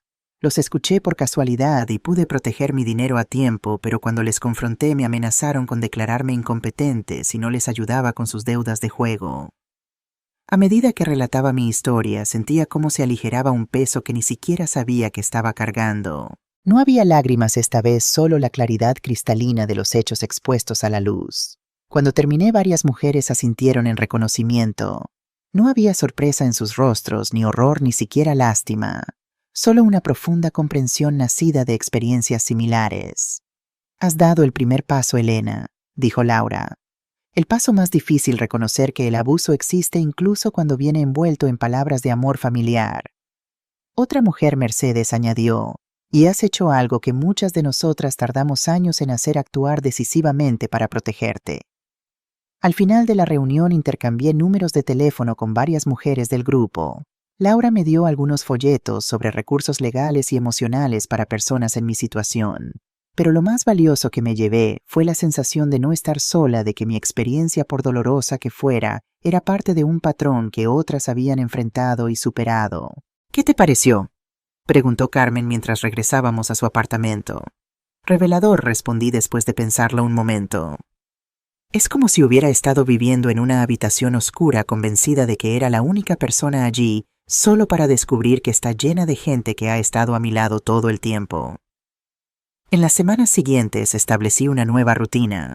Los martes y jueves asistía al grupo de apoyo. Los lunes acompañaba a Carmen a sus clases de cerámica en el centro de mayores, descubriendo para mi sorpresa que tenía cierta habilidad para modelar el barro. Los miércoles visitaba a Francisca para actualizar mis asuntos legales, incluyendo la redacción de un Nuevo Testamento que establecía condiciones estrictas para cualquier herencia que Alejandro pudiera recibir en el futuro. También comencé a buscar un lugar propio donde vivir. Aunque Carmen insistía en que podía quedarme con ella todo el tiempo que necesitara, sentía que era hora de recuperar mi independencia. Con la ayuda de Mateo encontré un pequeño ático en el barrio de El Carmen, en pleno casco histórico de Valencia. Era mucho más pequeño que mi casa de Ruzafa, pero tenía una terraza con vistas a los tejados antiguos y a las torres de la catedral a lo lejos. «Es perfecto», dije cuando lo visité por primera vez. «Pequeño pero luminoso». «¿Estás segura?», preguntó Mateo. «El precio es razonable considerando la ubicación, pero es muy diferente a lo que estás acostumbrada». «Esa es precisamente la idea», respondí. «No quiero algo parecido a lo que tenía. Quiero algo completamente nuevo, un espacio que no contenga ecos del pasado». Con la venta de algunos objetos que no necesitaba y un poco de los ahorros que había protegido, pude pagar 6 meses de alquiler por adelantado. La propietaria, una mujer mayor que se mudaba a vivir con su hija a Alicante, pareció complacida de alquilar su piso a alguien responsable y de su misma generación. El día de la mudanza, Carmen, Mateo y su esposa Ana me ayudaron a llevar las pocas pertenencias que había decidido conservar: ropa, algunos libros, las fotografías familiares que no me causaban dolor, y la máquina de coser que había sido de mi madre y que no había usado en años. «¿Estás segura de querer esto?», preguntó Carmen cuando entre todos subíamos la pesada máquina Singer por las estrechas escaleras del edificio. «Ni siquiera sé si funciona todavía». «Funcionará», respondí con una convicción que me sorprendió a mí misma. «Es hora de retomar algunas cosas que dejé de lado». Mi nueva casa fue tomando forma lentamente. Compré muebles sencillos pero cómodos, plantas para la terraza, cortinas de colores vivos que contrastaban con las paredes blancas. La máquina de coser, como había predicho, funcionaba perfectamente después de una limpieza profunda y un poco de aceite. Comencé a coser cojines, manteles, incluso alguna prenda sencilla. Cada vez que creaba algo con mis manos, sentía que estaba reconstruyendo no solo un objeto, sino una parte de mí misma. Pasaron 2 meses sin noticias directas de Alejandro. Aunque Carmen me mantenía informada de los rumores del barrio, aparentemente el banco finalmente había embargado su casa, obligándolos a mudarse a un piso más modesto en las afueras. Según los vecinos, Gabriela estaba furiosa y culpaba abiertamente a Alejandro por no haber sido más firme conmigo.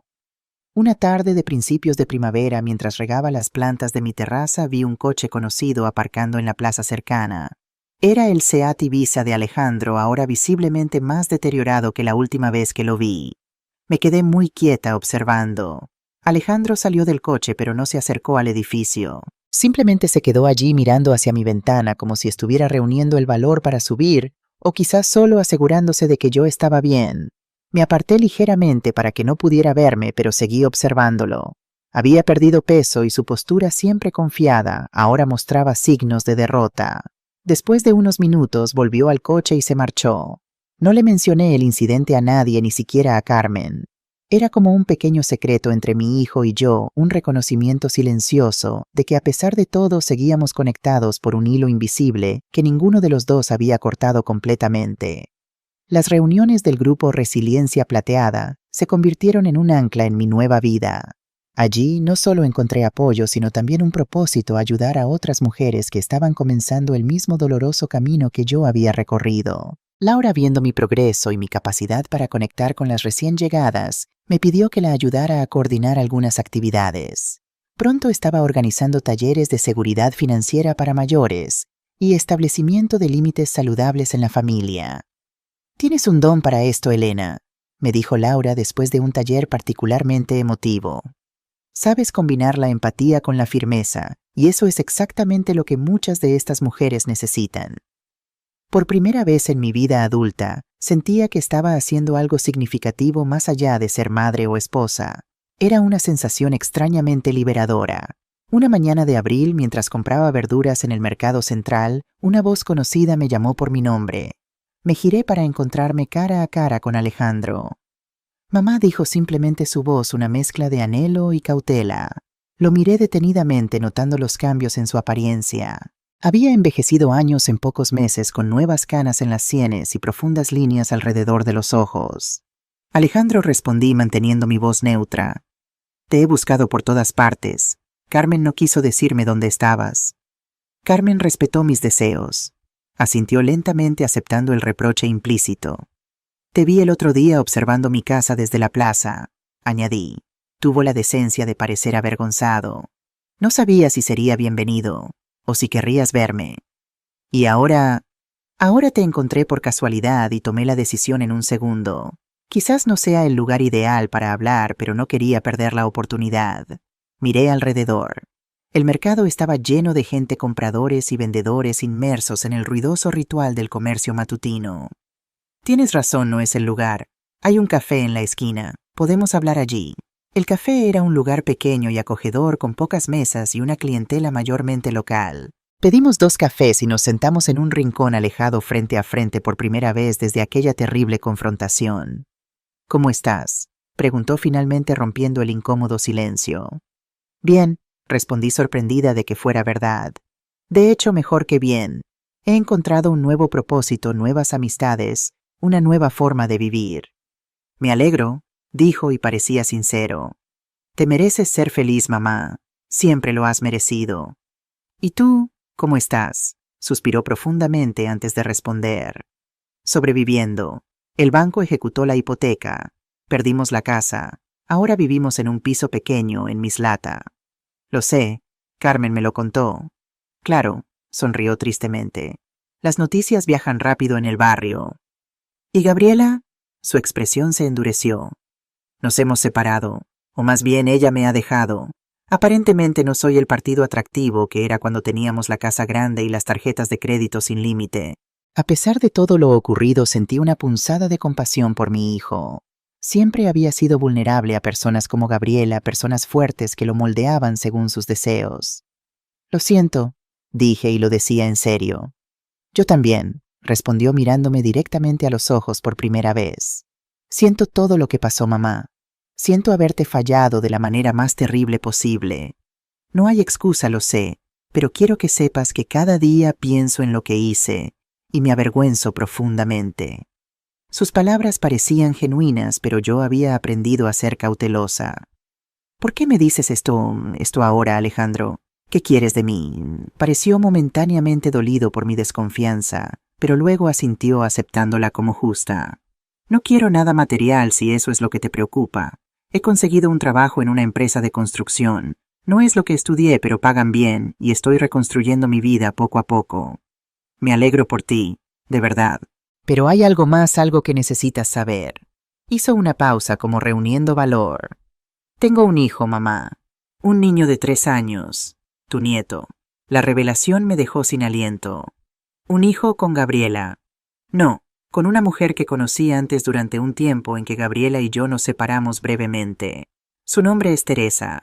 Es una buena mujer trabajadora honesta. Todo lo que Gabriela no era. ¿Y por qué no supe nada de esto hasta ahora?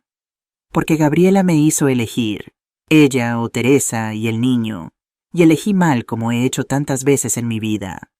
Me quedé en silencio procesando esta nueva información. Un nieto, un pequeño ser que llevaba mi sangre y que yo ni siquiera conocía. ¿Cómo se llama?, pregunté finalmente. Manuel, respondió Alejandro, su voz suavizándose. Le pusimos Manuel como papá. Sentí que las lágrimas amenazaban con brotar, pero las contuve. Manuel, repetí saboreando el nombre. Y dices que tiene 3 años. Sí, y es listo, mamá. Increíblemente listo para su edad. Y se parece tanto a papá. Tiene sus mismos ojos, su misma forma de fruncir el ceño cuando está concentrado. ¿Y ahora tienes contacto con él?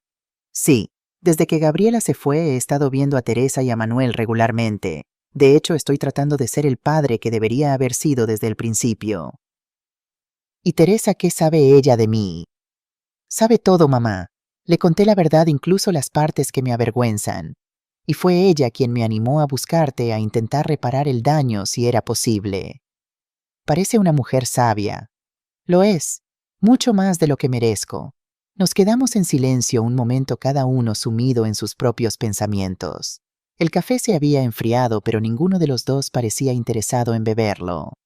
Me gustaría que conocieras a Manuel, dijo finalmente Alejandro, y a Teresa, pero entenderé si no estás lista o si simplemente no quieres tener nada que ver conmigo después de lo que hice. La idea de conocer a mi nieto, un niño que llevaba el nombre de mi amado esposo, despertó sentimientos que creía dormidos para siempre. El anhelo de familia, de continuidad, de un futuro que se extendiera más allá de mi propia vida. Pero también estaba el miedo. Miedo a volver a confiar y ser defraudada. Miedo a abrir mi corazón y a encontrar solo dolor nuevamente. Necesito tiempo, Alejandro, para pensar, para procesar todo esto. Lo entiendo. Tómate todo el tiempo que necesites. Sacó un bolígrafo y anotó algo en una servilleta. Este es mi nuevo número y mi dirección. Cuando estés lista, si es que alguna vez lo estás, llámame. Tomé la servilleta y la guardé en mi bolso, sintiendo el peso de esa pequeña pieza de papel como si fuera mucho mayor. Una cosa más, dijo antes de que nos levantáramos. Quiero que sepas que no espero nada de ti, ni perdón, ni dinero, ni siquiera una relación si no la deseas. Solo quería que supieras sobre Manuel porque él merece conocer a su abuela y tú mereces saber de su existencia. Asentí, incapaz de encontrar palabras adecuadas para responder. Nos levantamos y salimos del café en silencio. En la puerta, Alejandro dudó un momento, como si quisiera abrazarme, pero no se atreviera. Finalmente extendió su mano. Gracias por escucharme, mamá. Tomé su mano brevemente, sintiéndola familiar, y ahora extraña sensación de contacto con mi hijo. Adiós, Alejandro. Hasta pronto, espero, respondió con una pequeña sonrisa esperanzada. Lo vi alejarse entre la multitud del mercado, sus hombros ya no encorvados por la derrota, sino erguidos con una nueva determinación. Por primera vez desde nuestra confrontación sentí una chispa de esperanza. No de que las cosas volvieran a ser como antes, eso era imposible y quizás indeseable, sino de que tal vez con tiempo y esfuerzo podríamos construir algo nuevo. Algo basado no en la obligación o la dependencia, sino en el respeto mutuo y límites saludables. Esa noche, mientras cenaba con Carmen y le contaba sobre mi encuentro con Alejandro, saqué la servilleta con su dirección. ¿Qué piensas hacer?, preguntó Carmen. No lo sé aún. Una parte de mí quiere conocer a Manuel inmediatamente. Otra parte teme que sea una nueva forma de manipulación. ¿Y qué te dice tu instinto? Reflexioné sobre la pregunta buscando en mi interior la respuesta. Mi instinto me dice que Alejandro estaba siendo sincero hoy, que realmente está tratando de cambiar de ser mejor persona. Pero también me dice que debo ser cautelosa, que la confianza una vez rota no se repara de la noche a la mañana. Sabia decisión, asintió Carmen. La precaución no está reñida con la compasión. Además, añadí sorprendiéndome a mí misma con la claridad de mi pensamiento, no se trata solo de Alejandro y yo ahora. Hay un niño inocente en medio de todo esto, un niño que no tiene culpa de nada y que merece conocer a su familia. Manuel, dijo Carmen suavemente. Como tú, Manuel. Sí, sonreí a través de las lágrimas que finalmente me permitía derramar. Como mi Manuel, que estaría tan feliz de saber que su nombre continúa, que su sangre corre por las venas de un niño que nunca conoció. Esa noche, mientras me preparaba para dormir en mi pequeño pero acogedor ático, tomé una decisión. Llamaría a Alejandro, pero no inmediatamente. Me daría una semana para consolidar mi propia fuerza, para asegurarme de que estaba actuando desde un lugar de amor y sabiduría, no desde la desesperación o la soledad. Y mientras tanto haría algo que no había hecho en años, coser un pequeño osito de peluche para mi nieto recién descubierto. Un osito que llevaría en su pecho bordado con hilo rojo el nombre que ahora nos unía a través del tiempo y las circunstancias, Manuel. Una semana después, con el osito de peluche terminado y envuelto cuidadosamente en papel de regalo, me encontré frente a un modesto bloque de apartamentos en Mislata, un municipio contiguo a Valencia. La dirección que Alejandro me había dado correspondía a un tercer piso sin ascensor. Respiré profundamente antes de pulsar el timbre. Había ensayado mentalmente este momento docenas de veces durante los últimos días, imaginando diferentes escenarios, preparando respuestas para posibles situaciones. Pero ahora que estaba aquí, todas mis preparaciones parecían inadecuadas. La puerta se abrió y apareció una mujer joven de unos 30 años, con el cabello castaño recogido en una coleta informal y ojos amables color avellana. Vestía unos vaqueros sencillos y una blusa azul claro. Elena preguntó con una sonrisa cálida. Soy Teresa. Por favor, pasa. El apartamento era pequeño, pero estaba impecablemente limpio y decorado con sencillez. Juguetes infantiles ordenados en cajas coloridas ocupaban un rincón del salón. En las paredes había fotografías enmarcadas, muchas de ellas de un niño pequeño en diversas etapas de crecimiento. Alejandro ha ido a buscar a Manuel al parque, explicó Teresa mientras me ofrecía asiento. Deberían estar aquí en cualquier momento. ¿Te apetece un café o un té? Un té estaría bien, gracias. Mientras Teresa iba a la cocina, observé con más detalle las fotografías. En una de ellas, el niño Manuel miraba directamente a la cámara con una expresión seria que me resultó dolorosamente familiar. Era la misma expresión que mi esposo tenía cuando se concentraba un pequeño fruncimiento de ceño que siempre me había parecido entrañable. Es idéntico a su abuelo, ¿verdad?, comentó Teresa regresando con 2 tazas. Alejandro me ha mostrado fotos de Manuel, tu marido. Sí tiene sus ojos. Y ese gesto. Mi voz se quebró ligeramente. Teresa se sentó frente a mí, sus ojos llenos de comprensión. Antes de que lleguen, quería decirte algo, Elena. Sé todo lo que pasó entre tú y Alejandro. Él me lo contó sin omitir nada, sin excusarse. Ya veo.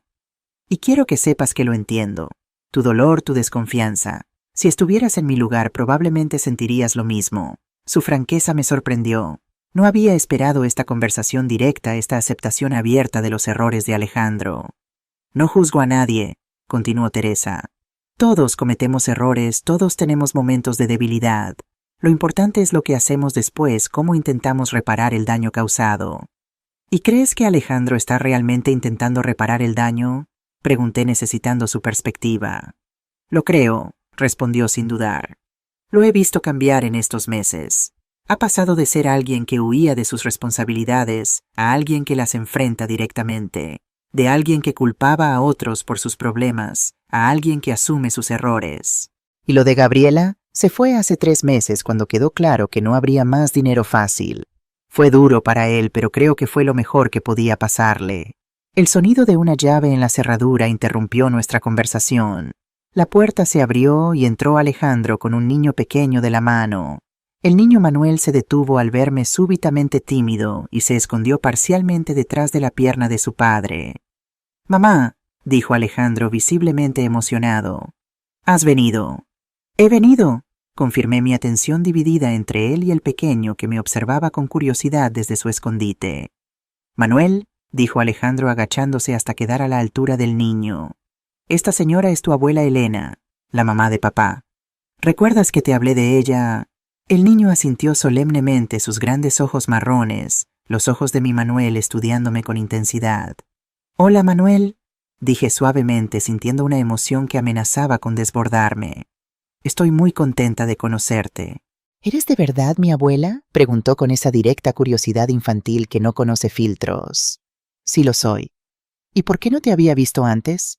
La pregunta inocente pero profunda me dejó momentáneamente sin palabras. ¿Cómo explicar a un niño de 3 años los complejos conflictos adultos que nos habían mantenido separados? Fue Teresa quien intervino con naturalidad. «A veces, Manuel, las personas mayores tienen desacuerdos y necesitan tiempo para solucionarlos. Como cuando tú y tu amigo Lucas os enfadasteis por el camión de bomberos. ¿Recuerdas? Necesitasteis un tiempo separados antes de volver a jugar juntos». Manuel pareció aceptar esta explicación, su rostro relajándose. «¿Me has traído un regalo?», preguntó notando el paquete que había dejado sobre el sofá. «Manuel», lo reprendió suavemente Teresa, «no se piden regalos así». «Está bien», sonreí. «Sí te he traído algo que hice especialmente para ti». Le entregué el paquete que abrió con esa combinación de entusiasmo desmedido y torpeza adorable típica de los niños pequeños. Cuando finalmente logró desenvolver el osito, sus ojos se iluminaron. «Un oso, y tiene mi nombre. Lo he cosido yo misma», expliqué. «Es un osito especial que cuidará de ti mientras duermes». Manuel abrazó el oso con fuerza, evidentemente encantado con el regalo. Luego, para mi sorpresa, se acercó y me dio un beso espontáneo en la mejilla. «Gracias, abuela». Esas 2 palabras tan simples y a la vez tan profundas derritieron las últimas defensas en mi corazón. Lágrimas que no pude contener rodaron por mis mejillas. «De nada, cariño», logré responder. Teresa, con ese instinto maternal que parecía tan natural en ella, sugirió que Manuel mostrara a su nuevo oso dónde dormiría. El niño salió corriendo hacia lo que supuse era su habitación, dejándonos a los 3 adultos en un silencio cargado de emociones no expresadas. «Gracias por venir, mamá», dijo finalmente Alejandro, su voz ronca. «Significa mucho, para todos nosotros». Asentí, incapaz de expresar con palabras los complejos sentimientos que me embargaban. Había venido preparada para mantener mi guardia alta, para establecer límites claros y condiciones estrictas. Pero la sonrisa de Manuel, ese rostro que tanto me recordaba al hombre que había amado toda mi vida, había desarmado todas mis defensas. «Es un niño maravilloso», logré decir finalmente. «Lo es», confirmó Alejandro con orgullo evidente, «y merece conocer a toda su familia, incluyendo a su extraordinaria abuela». La tarde transcurrió de manera sorprendentemente natural. Manuel, superada su timidez inicial, se mostró lleno de energía y curiosidad. Me enseñó sus juguetes favoritos, me contó historias elaboradas sobre sus aventuras imaginarias, me preguntó si sabía hacer galletas, las mejores del mundo, según Alejandro le había dicho. Teresa resultó ser exactamente como la había descrito Alejandro, cálida, sincera, sensata. No intentaba forzar una falsa camaradería, pero tampoco mantenía una distancia artificial. Simplemente estaba allí facilitando nuestra interacción, interviniendo cuando era necesario, retirándose, cuando sentía que Alejandro y yo necesitábamos espacio. Cuando llegó la hora de marcharme, Manuel insistió en que volviera pronto para enseñarme su colección de coches miniatura que hoy no habíamos tenido tiempo de examinar. Prometí hacerlo sorprendida por lo natural que resultó hacer esa promesa. Alejandro me acompañó hasta la puerta del edificio. El atardecer valenciano teñía las calles de un suave tono dorado. «Gracias por darle una oportunidad a esto, mamá. A nosotros. Manuel es un niño encantador, y Teresa parece una buena mujer. Lo es, mucho mejor de lo que merezco». «No digas eso», respondí, sorprendiéndome a mí misma con mi tono protector.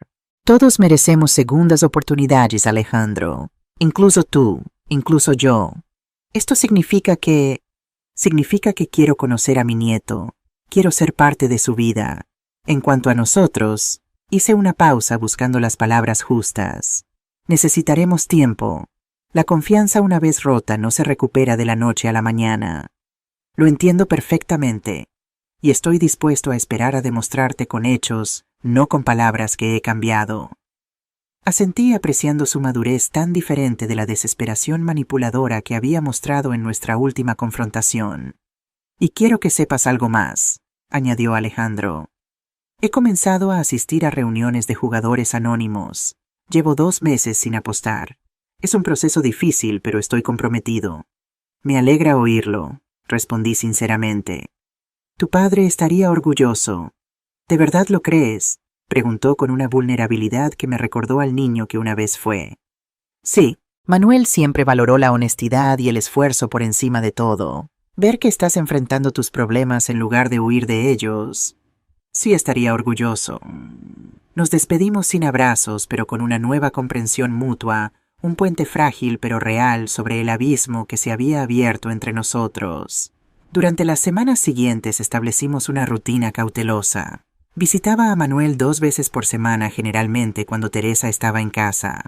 A veces llevaba a Carmen conmigo, quien rápidamente se convirtió en una abuela honoraria para el pequeño.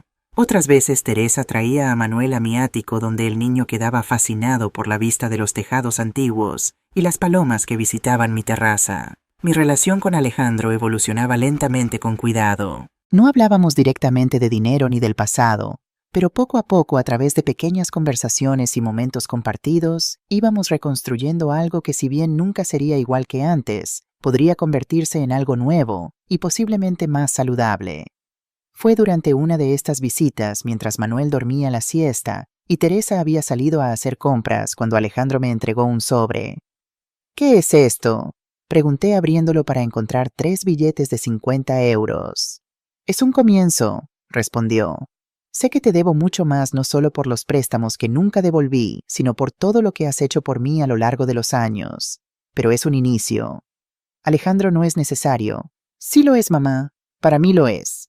No puedo cambiar el pasado, pero puedo comenzar a actuar correctamente ahora. Y esto es parte de ello. Guardé el dinero en mi bolso, entendiendo que rechazarlo sería rechazar algo más importante, su intento de responsabilizarse de hacer las cosas bien esta vez. Gracias, dije simplemente. Ese mismo día, mientras preparábamos café en la pequeña cocina, Alejandro mencionó algo que me heló la sangre. Gabriela ha vuelto a aparecer. ¿Qué por qué? Aparentemente su nuevo novio la dejó y ahora está buscando, no sé, tal vez una reconciliación, tal vez solo un lugar donde quedarse temporalmente. ¿Y tú qué piensas hacer? Nada, le he dicho que no hay lugar para ella en mi vida ahora, que he comenzado de nuevo con Teresa, con Manuel, contigo. ¿Y cómo se lo tomó? No bien. Hizo algunas amenazas, mencionó que sabía cosas que podían perjudicarnos. ¿Qué tipo de cosas? No lo sé exactamente. Probablemente nada real, solo intentando asustarme.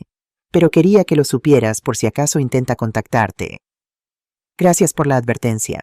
La mención de Gabriela trajo de vuelta viejos temores que creía superados. Esa noche de regreso en mi ático no pude evitar pensar en las posibles complicaciones que su reaparición podría traer. ¿Estaría realmente buscando una reconciliación con Alejandro? ¿O habría algo más, algo relacionado con el dinero que una vez intentaron quitarme? Mis preocupaciones resultaron fundadas 3 días después, cuando regresaba de una reunión del grupo Resiliencia Plateada. Al doblar la esquina hacia mi calle, vi a una figura familiar esperando cerca de la entrada de mi edificio. Gabriela. Consideré dar media vuelta e irme a evitar la confrontación. Pero algo dentro de mí se rebeló ante la idea. Esta era mi casa, mi nueva vida. No permitiría que el miedo me impidiera entrar en ella. Me acerqué con paso firme. Gabriela me vio y se enderezó, adoptando esa postura ligeramente agresiva que recordaba bien.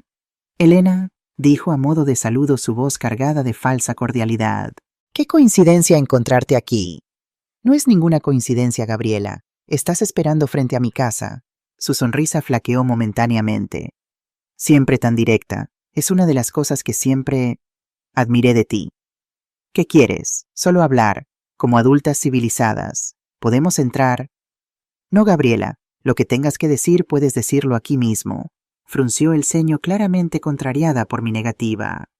Bien, iré al grano entonces. Alejandro me ha rechazado. Dice que ha empezado de nuevo, contigo con esa mujer y su hijo bastardo. La crudeza de sus palabras me enfureció, especialmente la referencia despectiva a Manuel, pero mantuve mi compostura. Eso es asunto de Alejandro, no mío. Oh, pero sí es asunto tuyo, porque tú has estado metiéndole ideas en la cabeza. Tú y esa Teresa.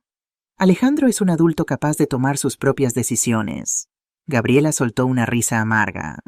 Alejandro, un adulto capaz, por favor. Ambas sabemos que siempre ha sido débil, manipulable. Primero tú lo controlabas, luego yo, ahora Teresa. Siempre necesita a alguien que piense por él. Quise defender a mi hijo, señalar cómo estaba cambiando, madurando, asumiendo responsabilidades. Pero entendí que cualquier cosa que dijera sería usada en mi contra. Gabriela no estaba aquí para escuchar razones. Si no tienes nada más que decir, me gustaría entrar a mi casa. Di un paso hacia la puerta, pero Gabriela se interpuso en mi camino. Estaba más delgada de lo que recordaba, con un aspecto ligeramente descuidado, que contrastaba con la imagen impecable que siempre había mantenido. Aún tengo la carta, dijo abruptamente. ¿Qué carta, Chi? La carta que Alejandro escribió cuando planeábamos lo de tu dinero, donde detalla cómo planeaba tomar prestados tus ahorros sin tu conocimiento. Está firmada por él. Sería una prueba bastante convincente si decidiera llevarla a la policía. Así que era eso, chantaje. Un último intento desesperado de obtener algo de valor. Adelante, respondí con calma, que me sorprendió a mí misma. Llévala a la policía. Explícales cómo participaste en un plan para defraudar a una mujer mayor. Cuéntales sobre la autorización bancaria falsificada que presentaste. Estoy segura de que estarán muy interesados. Vi la duda atravesar su rostro. Claramente no había esperado esta respuesta. Podrías ir a prisión, insistió, aunque con menos convicción. Quizás, o quizás no, pero lo que es seguro es que tú también enfrentarías cargos. Y a diferencia de Alejandro, tú no tienes una familia que te apoye, ni un trabajo estable, ni un historial de cooperación con las autoridades. Dio un paso atrás, su máscara de confianza desmoronándose visiblemente. ¿Qué quieres, Gabriela? Pregunté directamente.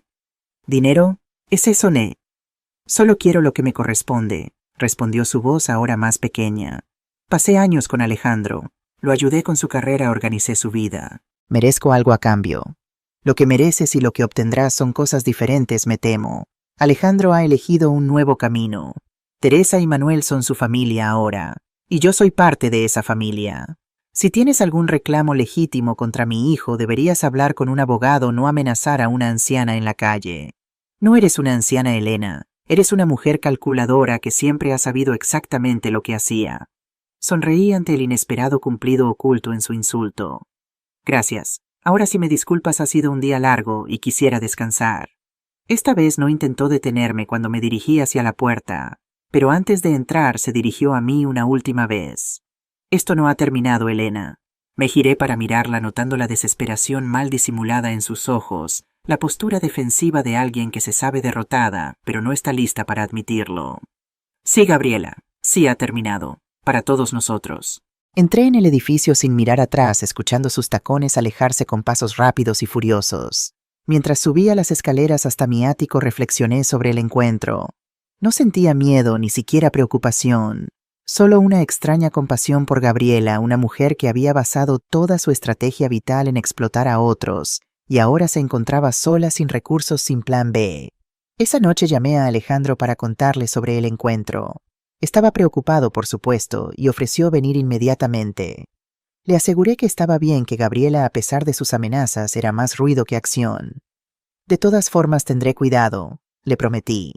Y si vuelve a aparecer, llamaré a la policía. Gracias por avisarme, mamá. Y gracias por defender a Teresa y a Manuel. Son tu familia, Alejandro, lo que significa que también son mi familia. Hubo un breve silencio y luego añadió con voz emocionada. Te quiero, mamá.